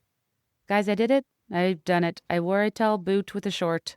I've always felt like I just look weird while other people look cute wearing tall boots with shorts. Again, this concert, I think maybe I just was inspired to get past my limiting beliefs, if you will, as it comes to fashion. But they were so comfortable, I stood on them all night. They're called the Lonnie, Lannie. I'll get to that in a moment. Mark Fisher, Ltd., Fall 2025. Has shoes that are sleek, that are luxe, that are endlessly wearable. It's a fusion of effortless style and everyday practicality. And the collection reimagines fall footwear with refined silhouettes, rich textures, a focus on walkable designs, which I love. And they have everything from modern boots to refined classics. And they have so many cute shoes like the Esme's this fall's must-have that you'll soon see all the trendiest tastemakers wearing. It's like a pointed toe kitten heel boot. It comes in a chocolate brown suede and Merlot leather, black suede. Has a curved top line for added flair. It's just a very cute high boot. The navels is also a city girl's dream. It's like a fold-over silhouette and edgy buckle detail. And the Lonnie, Lannie, it's a fall classic boot brought back for a third season after continuously selling out. And it's their quintessential knee-high boot constructed with luxe leather. It's it's just a solid, elevated, everyday staple, giving me the confidence to stomp city blocks. It also comes in a wide calf silhouette, which I did purchase for a better fit. But so many cute ankle booties, like just making kitten heels cute again. I felt weird about them for so long because I had to wear them as a function of feeling too tall in my youth. But the fact that they're just like so chic now is delighting me to my core. They have slingback flats, but they also have like this Trella Mary Jane flat. That is so, so cute. I have so many of their shoes I've been wearing for the past 5-6 years, and I don't even remember which year they're from, and they still work, but they also served at the time the like thing that the fashion girlies are wearing. Reboot your fall wardrobe with elevated essentials from Mark Fisher. Shop the new collection and receive 10% off your purchase with my new code BeThereIn510 at markfisherfootwear.com. That's MARCFISHER footwear.com for 10% off with code BeThereIn510. That's 5FIVE number 10. This episode is brought to you by Cozy Earth, and it's cozy season, so it really works. If you heard my sister talking about my luxury bedding on the Taylor Swift reaction videos, where I was too even embarrassed for her to go through the details of it, because when I tell you, I mean, Cozy Earth sponsors my podcast, but I maybe break even in how much money I spend at Cozy Earth because I love everything they have. I think once I ventured into nicer bedding, I kind of was like, oh, I didn't really know what I was missing. And their bamboo sheets, they're temperature regulating, guaranteed to give you a comfortable night's sleep. They're made from viscose from bamboo. They naturally wick away heat and moisture from your body, helping you sleep several degrees cooler. And I learned a lot about like moisture wicking, temperature control stuff, especially when I had like an infant and everything of his seemed to be made of bamboo. And I just am like, why are adults suffering through things that don't fare well in certain temperatures? And I love their bamboo sheets. Equally, their duvet covers that are the same bamboo fabric. I'm obsessed with their overfilled down alternative comforter. And their silk stuffed pillows. Oh my God. I also love their bubble cuddle blanket. It's very popular right now. It's like a combo of comfort and style. It's a great centerpiece for a living room, but it also is just the best because it's super soft. It's double-sided plush pile. It's technically midweight, but it's like a very weighty construction. And like, it just doesn't feel like other throw blankets. And I don't really know how to explain that in words. I also love their bamboo pajamas. My gosh, especially if you're a taller girly that doesn't want to wear inadvertent like high waters. They come in talls in most of their core colors. And I just love their pajamas. I even bought Teddy like a baby blanket recently because I just wanted his crib to be involved to a whole experience. And if you want to try them out, it's a 100-night sleep trial. If you don't love them, return them hassle-free. And yeah, head to CozyEarth.com and use my code BeThereIn5 for up to 20% off. And if you get a post-purchase survey, make sure to let them know you heard about Cozy Earth right here at BeThereIn5. Because home isn't just where you live, it's how you feel. Let's go home with Cozy Earth. Again, CozyEarth.com, code BeThereIn5. TLDR ladies golf lesson. My husband is in the military and was deployed for the better part of this year. So I was all alone and in desperate need of ways to entertain myself. He's a huge golfer, like golfed in college and is really good. He's made multiple comments before about wanting to teach me so I can go with him, but I was never interested. While he was gone, I decided it would be fun to take lessons and surprise him when he got back. I love that. I work from home and hate doing things alone, so this was an excuse to get out of the house and socialize once a week. The public golf course near me has ladies group lessons, so I signed up even though I've never played before and was still generally not super interested aside from the cute outfits. To my surprise, it was so much fun. I actually live for a driving range. I think it's I don't know. I think it's cathartic to hit something hard, and it's satisfying to watch yourself get better for all the ways I shit on golf as a tool of the patriarchy. So I'm all for more women getting into golf. It was all women from late 20s, early 40s, and none of us had ever played before. Our instructor was so nice. It was all around fun vibes and a bunch of new friends. I did lessons all summer and shockingly didn't totally suck, so a bunch of us also joined the ladies golf league at the same course, which meets once a week to play 9 holes and hang out. Ugh, that sounds amazing. I was originally so intimidated because golf is such a male thing, but it seems like more and more women are getting into it. And all the men who work at my local course are so supportive and helpful. So golf is officially for the girls. What was originally me just trying to take interest in my husband's hobby led to me finding a whole new group of friends and a new hobby that I actually really love. Bonus, my husband just got back from deployment. Yay! And is beyond thrilled. He immediately bought me new clubs and is so excited to tag along. Oh, that's so sweet. Also, I love that your husband, always wanted to teach you and wanted to do it together, because I feel like some people can be very gatekeepy about it, or treat it as their, dude's reprieve away from home. But I'm glad your husband is home, and that is such a fun thing to do together. And what a turn of events. It's sorry, I can't come to my golf thing. It's women only. Hi, Kate. I'm a serial hobbyist, but most of mine are solo arts and crafts types hobbies. Watercoloring, my current obsession. One time I branched out was when I was 22. I took time off and transferred colleges and graduated late, so I found myself pretty depressed in a city I hated and knew no one. On a whim, I decided to sign up for a tap and jazz class for adults, which I hadn't done since I was 12. I was embarrassingly bad, and everyone in the class was at least 10 to 15 years older than me, but it gave me somewhere to go, an excuse to have human interaction even if I had been holed up in my apartment all day, and I always felt good about myself after I left. I didn't stick with it after I moved, but it was great for me in the moment, and I highly recommend it to anyone who's struggling. The combination of socialization and some forced physical activity really helped my mental state, even if only for one day of the week. Love the podcast and really appreciate your kind message a few months ago when I called about getting, oh. Well, yeah, of course. I hope you're doing well. I'm in a better place than I was then. Oh, she listens back to my catalog whenever I'm alone and need company. Makes me want to cry. Thank you for sharing. And also such a good point about the importance when you're like really going through it. Like, I think at that point too, to your point, it's like, socializing, getting out, doing some physical activity. It's less about the hobby and like refining the skill and more about just like the byproducts of the hobby to like aid in your mental health and your recovery. It's not just about finding like long-term hobbies we assign ourselves to as an identity, but sometimes it's just about like getting yourself up and out, getting yourself out of your head. And I love that. And I love that you're sharing that too. And it's not something you still like do now, but it still was of value. Things can just like serve the time that they're in, you know? Thanks for writing in. Hi, Kate. I know you get a million messages about needlepointing. As a grand millennial, hobbies are all the rage. I feel weirdly protective of needlepointing because I started at the end of 2018 before it picked up in 2020. And now needlepoint talk is blowing up. Yeah, this is how us Swifties feel in a post-Eras Tour world. Two main things I want to highlight. Kate, you often mention not needing to monetize a hobby, and I wish more people would take that to heart, especially in needlepoint. Everyone and their mom is opening an Etsy shop. It's a lot right now. Second, now that needlepoint is blown up, needlepoint snark has taken off. No lie, there's a whole subreddit. Not too long ago, a gal named so-and-so scammed so many people out of money saying she'd finish ornaments, and she never did. She claimed to have cancer and all these things. It was wild. You know I love niche drama. But I don't like the idea of needlepoint snark is kind of bumming me out. Is it like funny though? It's about people's bad needlepoints, or are you snarking about needlepoint accounts? Dang. 6,000 weekly visitors? Also, I love like reading posts where I don't understand what any of it means. I'm sick and tired of everyone posting in the FB group being like, will the world end if I use DMC from Michaels? What's DMC? It's a lot of people pointing out people copying. Wait, I'm laughing because I'm trying to read this snark, but I don't understand anything that people are saying. I gather you shouldn't use like markers as your like base layer or pattern because it says, girl, we can all tell you use Crayola markers because you didn't have paint. Oh, really? You can? There's like controversy about what brands are used. What in the Crayola clusterfuck is this monstrosity? Jesus. Oh, God, the internet's rough. Oh, a lot. Like, there's some commentary making fun of people who think needle pointing is cross-stitching. But now that I've been made aware, I do see the difference, and I will note the difference going forward. Oh, you know what? Kimber, if you're out there, you made me I'll be there in 5, I swear. Is that needlepoint or cross-stitch? It's right behind me. Now I'm looking at it. I think it's needlepoint. Also, somebody embroidered for me. I wish they put their name on it. Because I keep everything you guys give me. And like behind me in my clubhouse is somebody stitched for me or maybe they, well, I guess I assume they stitched it. Maybe they bought it.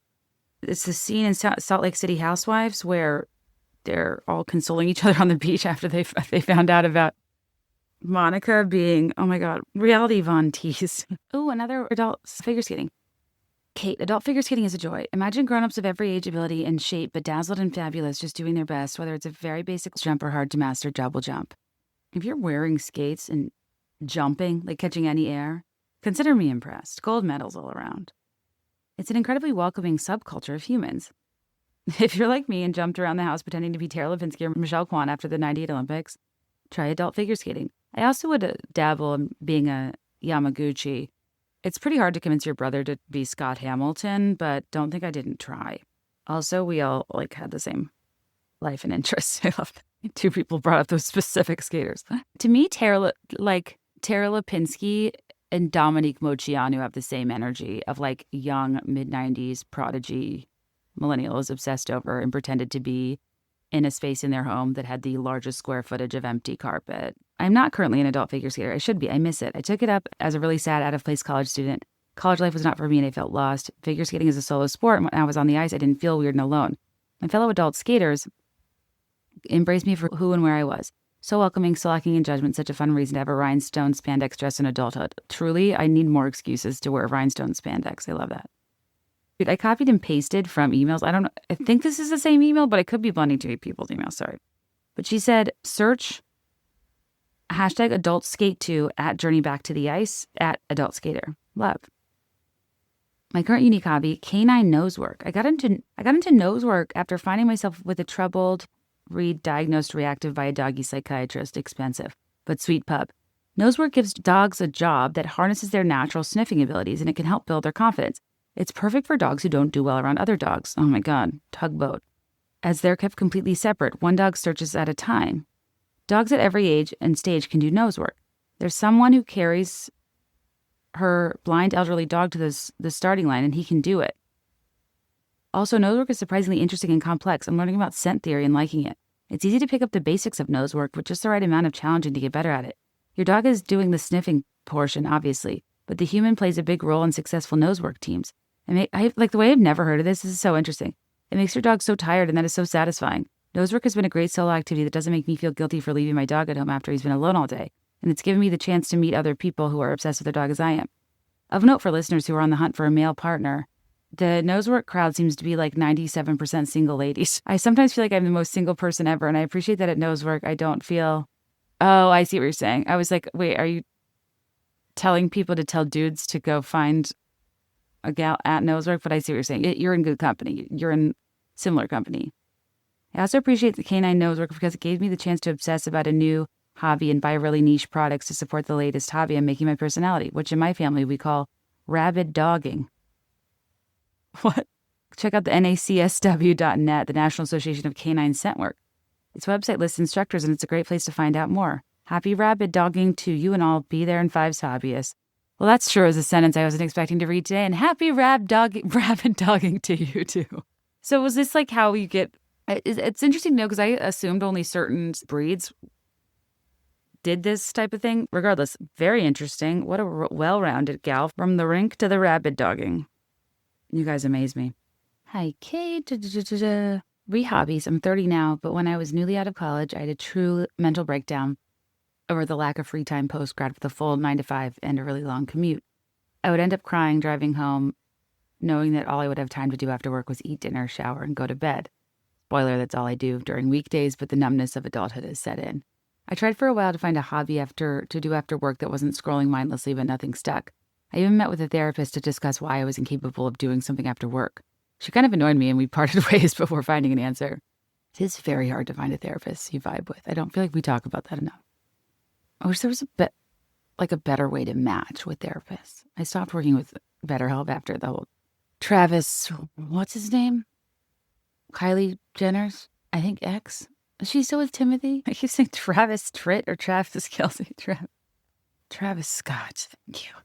I don't know if that was something they advertised as doing, but yeah, I only feel safe and comfortable in the presence of a certain type of person, like energetically. You know what I mean? Some people you vibe with and some you don't, and it's impossible to know in advance unless you try. But also I have this other issue of feeling anxious that they're going to find my podcast.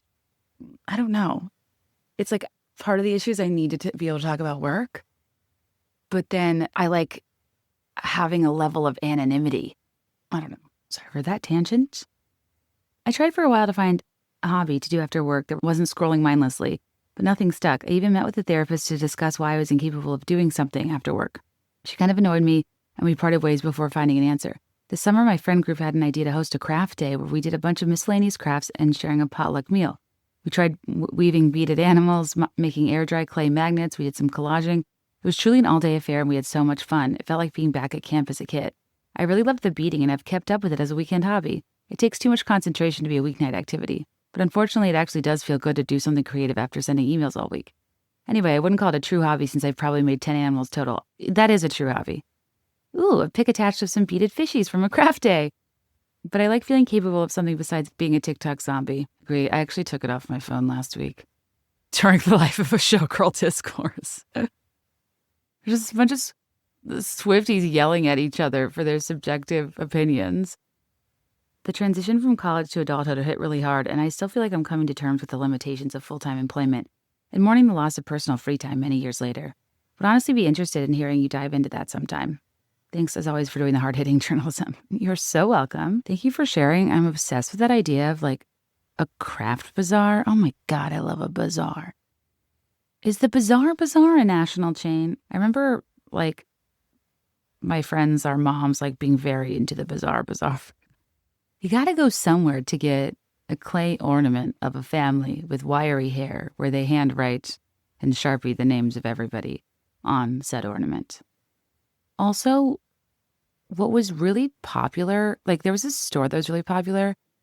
If you grew up in Richmond in the West End, it was in Gayton Crossing near the U-Crops in the best sandwich place ever, Stuffy's. And it sold like small like acrylic boxes, like earring stud holders, and just kind of like accessory stuff. And like the whole gig was they would basically like do nice lettering and like write your name on it in paint pen. But like it was the coveted gift and it was so expensive. I'm like, oh my God, I could do that with my eyes closed with my acrylic markers. Also, yeah, Chicago best. Do we like figure out a way to have our own craft day? That sounds so fun. I mean, but we would need to get all the supplies for everyone and then a person to like teach at every station. Then like they probably want to craft too. This is where I talk myself out of things. I'm like, oh, it's logistically impossible. Okay, so this person's in an adult choir. This one has a couple of stipulations, but I really enjoy it. I was in church choirs growing up and I've joined in a couple places I've lived. I still have a happy and active faith life with my church that made this a natural way to get involved and to meet people. Mine is an all-volunteer choir and I didn't have to try out, which was key. Getting my baby on a predictable enough schedule to get back to singing was a really exciting milestone. I get to learn new music. I think I get better at it over time and I love making something beautiful together. And having a consistent activity to do on a regular basis is helpful to making those elusive adult friends. I know that secular choirs exist of varying levels of seriousness too. Also, reading. I like reading book reviews. Beach Reads and Bubbly on IG. Shout out. I just hung out with her a couple weeks ago. She had an event in Chicago and Lucy and I went because her and Lucy are friends and it was so fun to meet her and she is just as much of a delight in person as she seems online. I also like that she's fair too. Like as a person who's written a book, people are brutal and yeah, I think she does a really good job. Using my Kindle makes it really easy to have a book with me everywhere on the subway, in bed without having to turn on the lights, holding a napping baby in a waiting room. I use the library extensively to check out ebooks. It's a pleasure to read buzzy books that lots of people are talking about and to read books no one is talking about. Like if you're tired of a prevailing discourse, it can be a lot of fun to immerse yourself in something totally different. You can learn something, put yourself in someone else's shoes, explore different worlds. I'm really just quoting Read Poster. I think it's helpful to give yourself permission to just read what is fun. Thrillers, beach reads, celebrity memoirs, it's just fun for enjoyment. Stop reading the book if you don't like it. There's no grades. Yeah, I actually do think that's very important with books. Because sometimes when I'm reading reviews, I'm like, you're so mad you spent time reading this. I wish you would have just, like, DNF'd it. I think people might be surprised to see how much enjoyment you get from, like, 15 to 20 minutes of reading a day. I like that neither of these take up much space as opposed to various artsy things. Well, this person always has also a very cool name. Thanks for writing in. One of the best parts of having kids is being able to bring back things you used to do as a kid. Agreed. I've introduced my kids to perler beads, embroidery, floss bracelets, and bead lizards for life. Truly. I think bead lizards will live on much longer than the millennial legacy. Like, they're so cute. They're so satisfying. They make for a great keychain. And they're like hard, but like not too hard. Love that. I also have been seeing like home decor lately where people are making like giant bead lizards. Like many women, a lot of my hobbies went by the wayside once I had kids. One of the hobbies I missed was reading, but picking up a physical book felt impossible with small kids running around. I was just too tired. I was one of those people who thought listening to audiobooks didn't count as reading. I'm not going to say tisk tisk because a lot of people feel that way and I do understand. And I do feel like sometimes my comprehension is different, but I disagree just from an accessibility standpoint. And like the process of recording an audiobook was really meaningful. And I almost died, but that's a different story. And I think when like the author reads their own audiobook, you're kind of actually getting like a really enhanced, unique, different experience. I think there's like audiobook is like a step down from reading in terms of like your level of engagement in it or like your interaction with it. But I actually think author read audiobooks like enhance the interaction. I also have another hobby that I discovered thanks to my kid, painting rocks and shells. We collect them at local beaches and have these amazing acrylic paint markers. Girl after my own heart. Like, listen how satisfied this Beth is about painting rocks, gang. That's how great acrylic markers are. I've gotten way more into it than in my kid, and I often make them after he's gone to bed. I look for ideas for fun designs, themes, or positive messages online and try my best to copy them despite not being a great artist. We started putting them outside in a makeshift rock garden, and I like thinking that we're spreading a little joy and positivity in our neighborhood. Okay, I love that idea. I think I'm going to steal that idea. And wow, that's so fun. Like putting nice messages, uplifting, inclusive things, and having them in your yard. I love that, especially in the city. I don't know. You know how like you feel certain warm fuzziness whenever you pass certain signs or political candidates or something in people's yards? Why not do something that's feel good? I just got so excited for a way to use my acrylic markers. The other day, a local school lined up outside of our house for a fire drill, and I got to hear all the little kids oohing and ahhing on my Ring camera at the various designs: Ninja Turtles, Lego people, Hello Kitty, monsters, rainbows, Whimsy, ice cream cones, and cupcakes.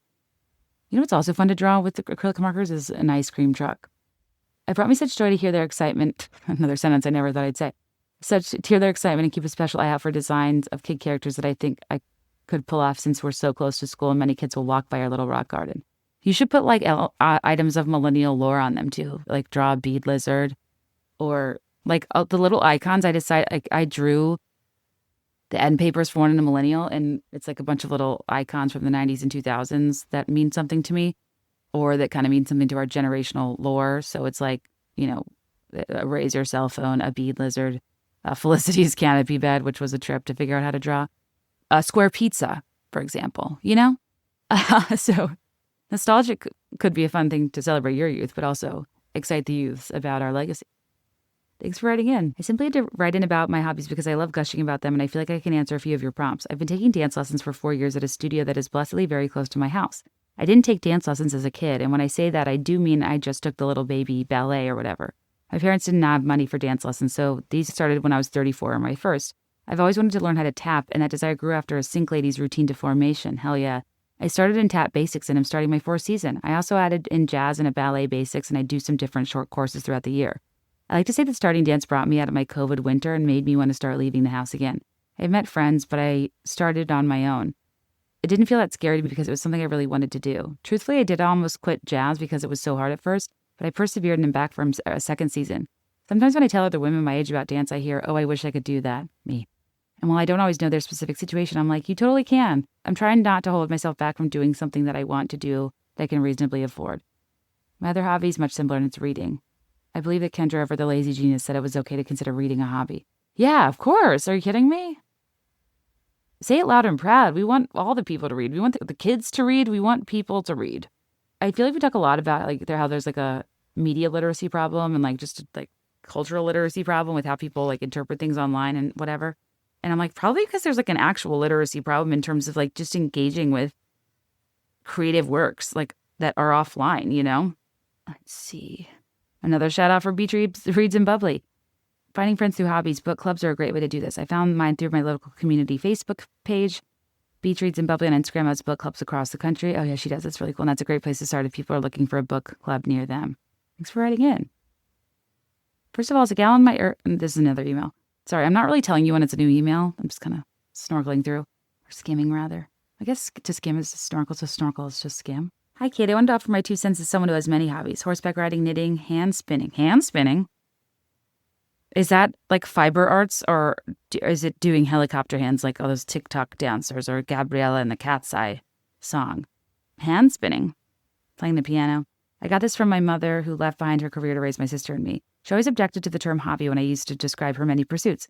Throughout my life, she has done karate, dance classes, rowing, knitting, sewing, painting, and been a lifelong student of French. She's a smart, intellectual, and creative person, and I think it has been so important for her to have these outlets that have nothing to do with her ability to care for other people, which she's also very good at. I love that, and also kind of what I was saying earlier, like I think those parts of your identity that require time away from your kids, I think are parts of your identity your kids will probably really love about you, and that will be points of connection in life. I wonder if hobby tends to be a gender term that trivializes women's interests, something you've discussed so much on the pod. That's an interesting thought. You often hear that men don't have hobbies, but it is actually because we don't call them that. Or because women develop these pursuits as a form of self-expression we are otherwise in many cases denied. That's a think piece. Anyway, I am truly that woman every man on dating apps is trying to avoid, who takes herself too seriously. Actually, I reject that. Take out the two. There's no taking yourself too seriously. Of course we take ourselves seriously. We should take our time seriously. We should take our joy seriously. We should take ourselves seriously. Wow. I want to encourage others that just because something isn't your job in a traditional sense doesn't mean it can't be meaningful and important. Thank you for writing in. That's so interesting. Something to chew on. I feel like watching TV is one of my husband and I's hobbies, but I feel bad saying that. Don't. I actually think that people are way too hard on TV. Like, honestly, I think that watching TV as a hobby looks quaint compared to scrolling. Because especially if you're doing it in a partnership or a friendship. Watching TV together is like collaborative and it's fun and it's cute and it's a reason to be like physically close, to connect on something. And I think it's like so much better than the alternative, which has happened more in recent years, at least within my relationship, which is we both sit there and scroll and we're not like really engaging in the same things. Actually, the exact opposite things, because the things that are in my world are like completely off of his feeds. And yeah, sometimes I'm like, I don't watch as much TV as I used to, but even just like getting into Love is Blind this week and like, commiserating over how awful these people were, except Sparkle Meg really grew on both of us. I think I speak on behalf of many of us that probably happened. Also, kind of genius to like give yourself a nickname in the pods to make yourself memorable. We really enjoy watching a new show and being up to date with new stuff coming out so we can talk with friends or engage with online discourse and memes about the shows. But when people talk about hobbies, I feel like I can't say that one of my main ones is watching an episode of TV every night because it's not considered a hobby. I also struggle to claim other ones if I don't do them all the time or not as into them as other people. I feel like a fraud for saying it's a hobby. Example, I love reading, but I don't own many books. I keep my local library in business. Oh my God, that's not reason to write yourself off. I only read about one a month. That's a lot. Hobbies are a great thing to engage with communities on the internet, but don't let the most prolific people in your hobby or the most involved or intense people in the community be your barometer for what it means to be a person that can claim that hobby, Like, book talk is not for me. I think that the way I'll engage with some things with a great deal of intensity, like, Taylor Swift, for example, but because of my job and because of my tendency for analysis to keep things fun and keep things pure, I really have to stay out of community consumption of some media and art. But I think one book a month's outstanding. I think supporting your local library is incredible and so important, and we need to support our libraries. And it doesn't matter if you're not into book talk, and it doesn't matter if you only read specific types of books. I like nonfiction books, and I feel weird because I don't read a lot of fiction, and like I'm a writer too. But like, yeah, I don't know. We all have our preferences, and that's okay. Honestly, those feelings are probably my Enneagram 4 Wing 5 talking. I feel like I can't claim something as part of my identity unless I'm a pro at it or super immersed in it. Okay, see, that to me reads more 4 Wing 3. Should we get into it? Well, this is a professional artist. Oh, I recognize her name. I would joke that my job, painting, is a hobby, except it's not. It's my job, and it's how I make money. So while I love it, it doesn't have the pressurelessness of a hobby. I've been sewing since I was little, so I'm no stranger to a needle, and I figured I'd try needlepoint after seeing it on TikTok. I love the canvases you stitch on have the designs already painted, so all I have to do is pick my threads and start stitching, with zero pressure to monetize it. It's just fun. The biggest downside is that needlepoint can be very expensive. Most canvases are hand-painted. Oh, was Carmen try? Okay, now that I officially looked up needlepoint and cross-stitch and that I'm putting this together, now this is coming to me. Okay, so the hand-painted nature often makes them more expensive. Got it. Oh, and is that why people on needlepoint snark were making fun of somebody who looked like they made their design with Crayola markers? Also, I hope there's a reason to be making fun of that person and they are a scammer or a weirdo or charging too much. Because maybe they didn't have any paint on hand and maybe that's the best they could do. But it sounds like there are a lot of charlatans, like scammers, copiers, overchargers in this realm. Anyway, most are hand painted so they can run from $40 to $200+. You can totally design and paint your own to save money, but to me that defeats the purpose of being easy and stress-free. It's been so enjoyable to do something in the evenings other than doom scroll, and I can do it while watching a show or movie, or while listening to a podcast or audiobook.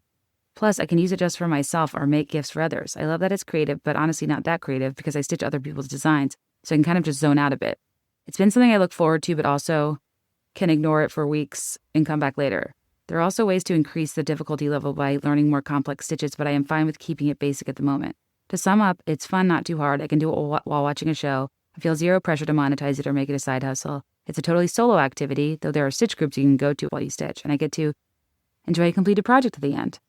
Love. As a formerly creative kid who lost their spark in the attempt to become a sorority party cool girl that I never truly was in my early 20s, I felt like hobbies were what made me feel like myself as an adult. Yeah. During COVID, and just intentionally trying to figure out who I actually was in my mid-20s led me back to creating in my late 20s. A thread between what I rediscovered as an adult and loved as a kid. As a kid, I loved fashion, reading the Teen Vogue handbook like it was the Bible, sewing little outfits for my American Girl dolls and my Barbies. I took sewing classes in high school and briefly sold homemade crochet headbands to raise money for a children's hospital, but quickly got embarrassed of things that looked handmade, much preferring a t-shirt from Delia's or a too-tight zip-up from Abercrombie. As an adult with a job in the pharmaceutical industry versus the fashion industry I worked in as a kid, I accidentally found Knitstagram, Knit Talk, and found all these women making cool wearable sweaters that were really cute. I was super inspired by designers like Petite Knit and My Favorite Things Knitwear. I became a longtime lurker before finally whipping out my knitting needles for the first time in 10 years. Love that. Have you made a baba? My grandma is incredible at building dollhouses and miniatures, and I think it looks so fun, but I don't have children, and I feel like everyone will think it's weird or creepy. Craft influencer Geneva Vanderzeel made the iconic Brambley Hedge dollhouse for her daughters, and I think this is the cutest, coolest thing ever. Oh, that's in response to the prompt I gave. What's something you wanted to try but felt too weird, old, or embarrassed? Okay. I don't think it's weird or creepy at all. And I think miniatures look so fun and so satisfying to the point where I'll watch videos of people cooking eggs on miniature skillets. I hope you feel inspired by the person whose barometer for a hobby or craft she takes on being something that's like whimsy.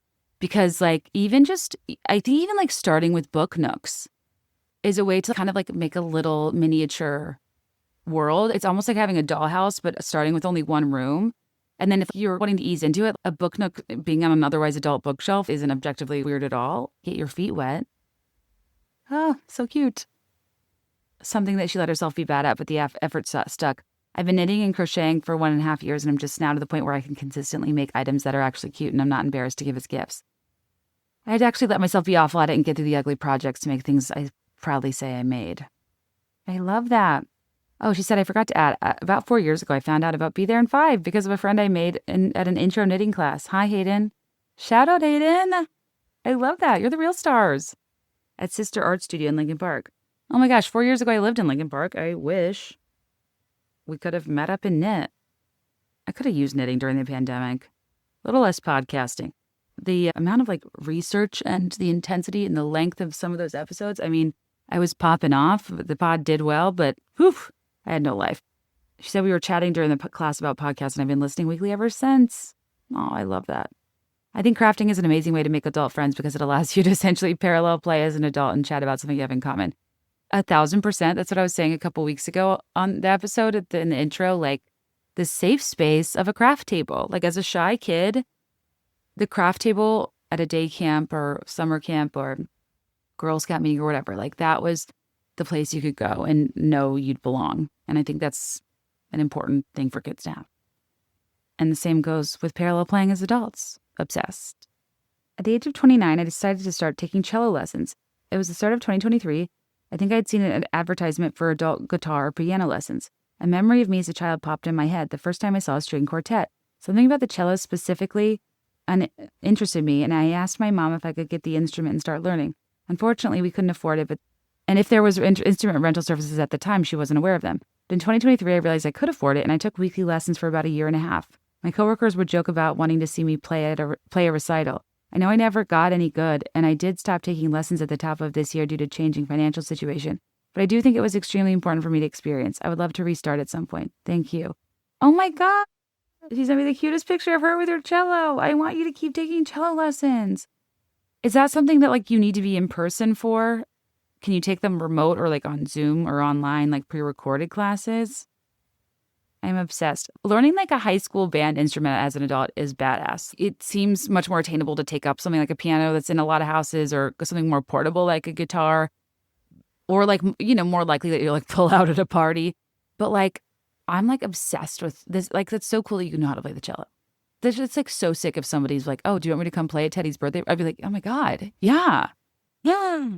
I think I love strings and instruments. I've never played one. A guitar has strings, but it's not a strings instrument, is it? I don't know anything about life. I should stop talking. I can't. Love that. Thank you for sharing.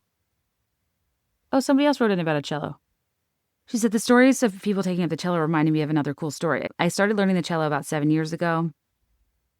I always wanted to play it, and after my mom died of cancer in 2017, I decided to stop waiting and go for it.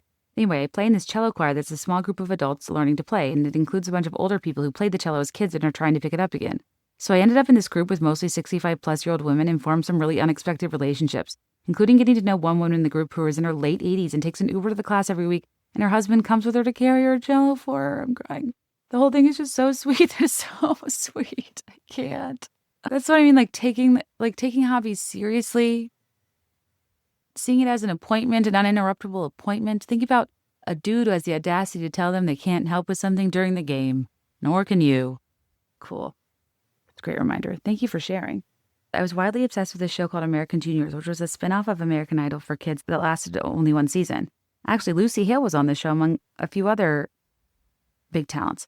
One of my hobbies that spun out of this obsession was making blends, which involved taking photos from their performances and merging them together using Paint Shop Pro and putting digital butterfly stamps or elaborate script fonts of the lyrics on top. Obsessed. I didn't watch American Juniors, but that sounds like something I would have liked. I would go on forums and people would actually request that I design blends of specific performances, use specific fonts for colors, etc. Very niche and weird. Not niche and weird.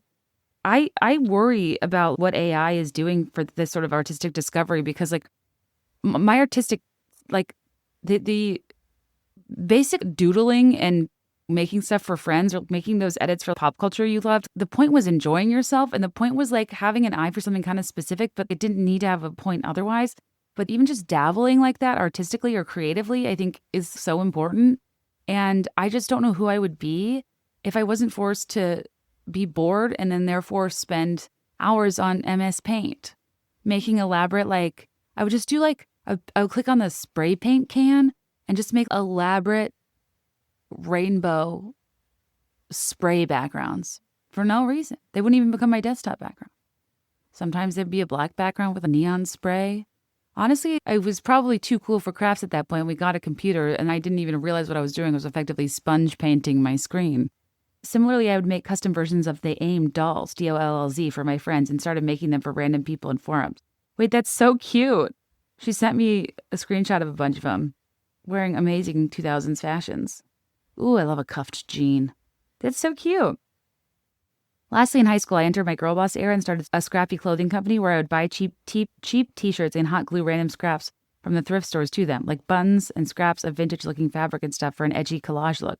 Sometimes I'd splatter bleach on them or puffy paint stars or other shapes. I sold them under my company name, Perseverance, and actually had quite a few people buy them for like $20, which is embarrassing for them. Here's a super cool purse I made. That's awesome. I love the name Perseverance. Even cuter if you sold purses like the one you showed me in the video, because it's Perseverance. And what a great way to, thrift, repurpose materials. Are you kidding me? People were out here flexing their upcycled Capri Sun pouch purses. I would have supported Perseverance any day. That's awesome, and thank you for sharing.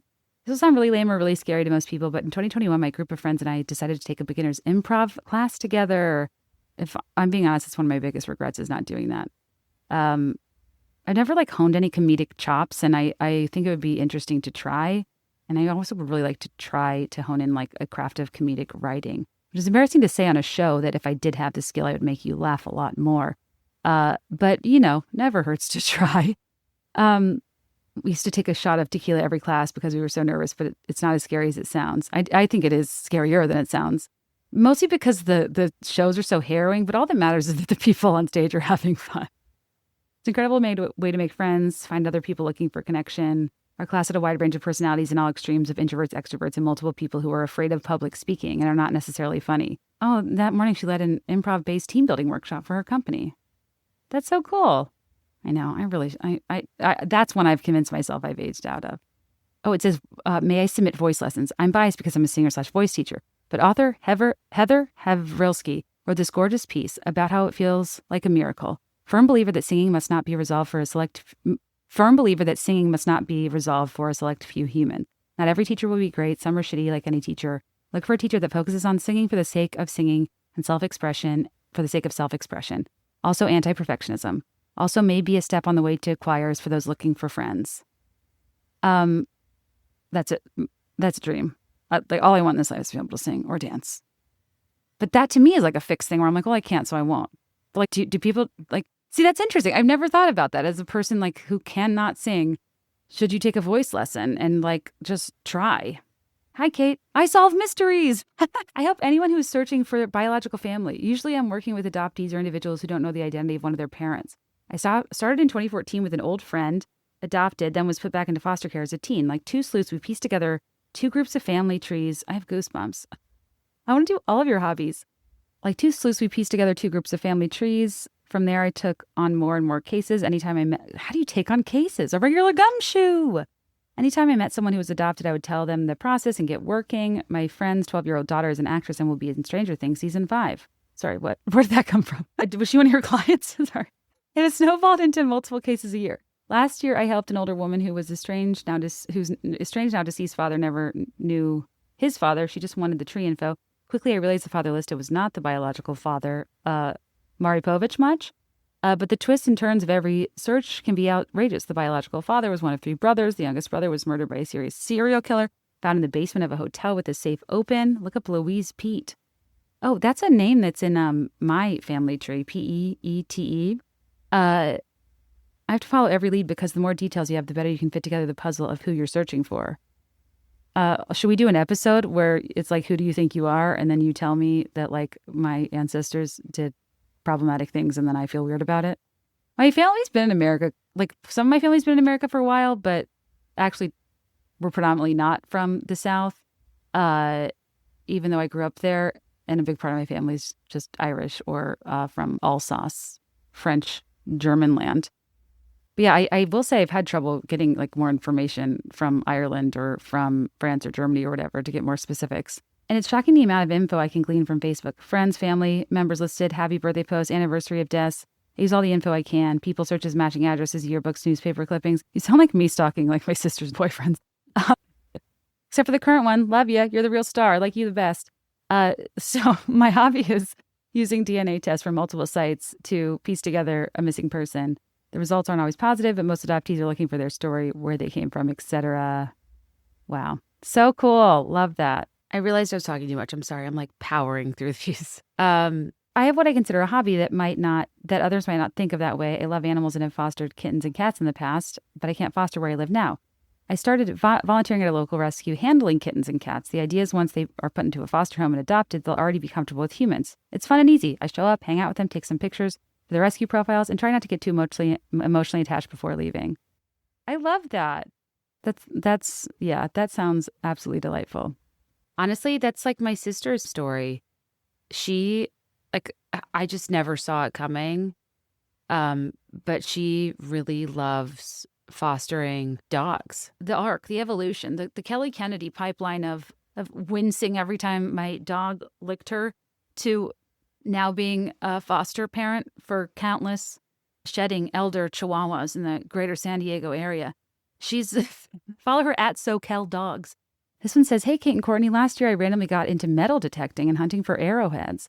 I'm not okay, did you guys think that you found arrowheads constantly as a child? But I think they were maybe rocks shaped with a point.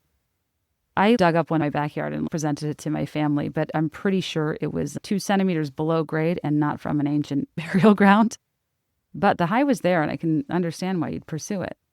But since then, I've gotten tapped into this crazy metal detecting community, and it is so fun, active, fascinating from a historic and scientific standpoint, filled with wonderful people from all walks of life that are complete nerds. I love nerds. That is really, really fun. I'm curious where you go to metal detect, because I feel like it's kind of a thing people do on the beach, and I almost never, ever see a gleeful metal detector person that seems to have just struck gold or found something, or is part of the game, keeping a poker face so nobody lurks around your metal detection space if you think you've struck gold. Kind of like how people, tell you on the slots. There's so much culturally to these things I'm very interested in. This person signed up for adult swim lessons to get stronger in the water and to be able to swim laps for exercise. What I didn't expect is how healing it would be for my inner child. Somewhere in my teens, swimming stopped being about play and turned into tanning on the sidelines, and I didn't realize how much joy I'd been missing till I got in the pool. Totally. It's also been eye-opening to see how many of my classmates are starting with no comfort in the water at all. As a white woman, it's made me reflect on the history of racism surrounding pools in the U.S. and how access to safe, welcoming places to learn to swim is such a privilege. Love the podcast.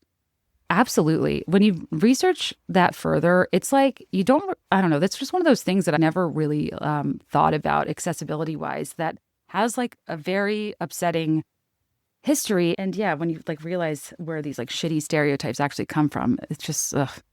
But yeah, very good point, and love. And I love swimming laps too. There's something very freeing about like putting on goggles or a cap and yeah, reclaim the pool as a place where you don't associate it with people looking at you and judging your body, but actually like moving and enjoying your body instead of worrying about how it might be perceived from somebody else's gaze. Like I have such a tense relationship with pools and like oceans, not as much lakes. I always feel more confident with a life jacket on. In the same way I like to wear an oversized blazer. Thanks for writing in. First thing I had to bring up that I used to obsessively do with my mom was shrinky dinks when I was a kid. And 3 years ago, we dove into glass cutting and soldering. Is it soldering or soldering? That doesn't sound right. Soldering. To make little Christmas stars. I think the pipeline is obvious there. I'm a true grandma hobby enthusiast. Knitting, crocheting, quilting, sewing, baking, and other generic home/decor crafts to name a few. Something I've noticed about my proclivity toward arts and crafts is it's definitely nice to have a knack for those things. But it's also mostly an outlet for me to cure boredom. I often don't care if I get good at the projects. In fact, I would guess that I only finish 1 in 5 crafts. I love watching a new TV show, but sitting still is impossible, so I'll pull out a craft while I binge. That's a better way to pair a TV show you're kind of trying to get into when you want to pay attention than phone scrolling. It might just be a coping mechanism for ADHD. Finally, I'd like to point out this aspect of hobbies that goes unchecked in gender dynamics. I'm a 29-year-old single female and have a lot more free time on my hands than my counterparts who are starting families.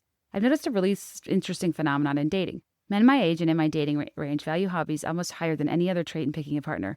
I had a girlfriend get broken up with by her ex because he felt she didn't have enough hobbies. What? Or her interests weren't worthy compared to his? Gross. I guess watching Love Island, baking, and painting your nails aren't good enough compared to rock climbing, mountain biking, and rec league basketball. Disagree. And their hobbies are much more celebrated than what I would consider female hobbies. How many men do we know? How many men spend hours and hours, not to mention a lot of money, on golf, sports betting, fantasy football? The list goes on. Yet I feel sometimes foolish for spending a little extra on some cute fabrics or yarn. Never ever feel badly for spending a little extra on some cute fabrics or yarn, ladies. I'd argue spend a lot extra. You deserve it. She said, on top of that, this kind of all cute, your little tradwife hobby patronizing tap on the head I sometimes get when I mention my hobbies. But it's like, no, bitch, I've made a queen-size quilt. My hobby could have kept Kirsten's family warm on the plains. Don't have to tell me twice. I love it. Thank you. Oh my gosh, guys. I got through as many as I could. This is such a long episode, but I figured if you're crafting during it, we're cool, right? I wanted to read as many as possible, so apologies for the short outro. But I thought this was really enjoyable and like healing and sweet and just, if anything, like more than one hobby or theme or story, like I just hope you feel inspired and encouraged by so many Beths taking their interests seriously and seeing their time is valuable, but that doesn't mean you optimize everything and sap joy from your life. Your joy is valuable, and carving out time for that is important if you can. I'm just so grateful for you guys for being so generous with your stories, your interests, your advice, and rate and review 5 stars if you have time. Don't forget to like follow and subscribe. You can leave a comment on Spotify if you feel like it.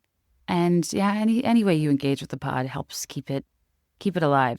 My hobby turned job / still hobby because I love it so much, and I'm so grateful for you coming back every week. All right, I hope you have a great week. Don't forget to try something new, do something for yourself. Feel free to share with the class if you found anything compelling as a result of this app. And as always, let me know your thoughts and I'll let you know mine. I'll be there in 5, I swear.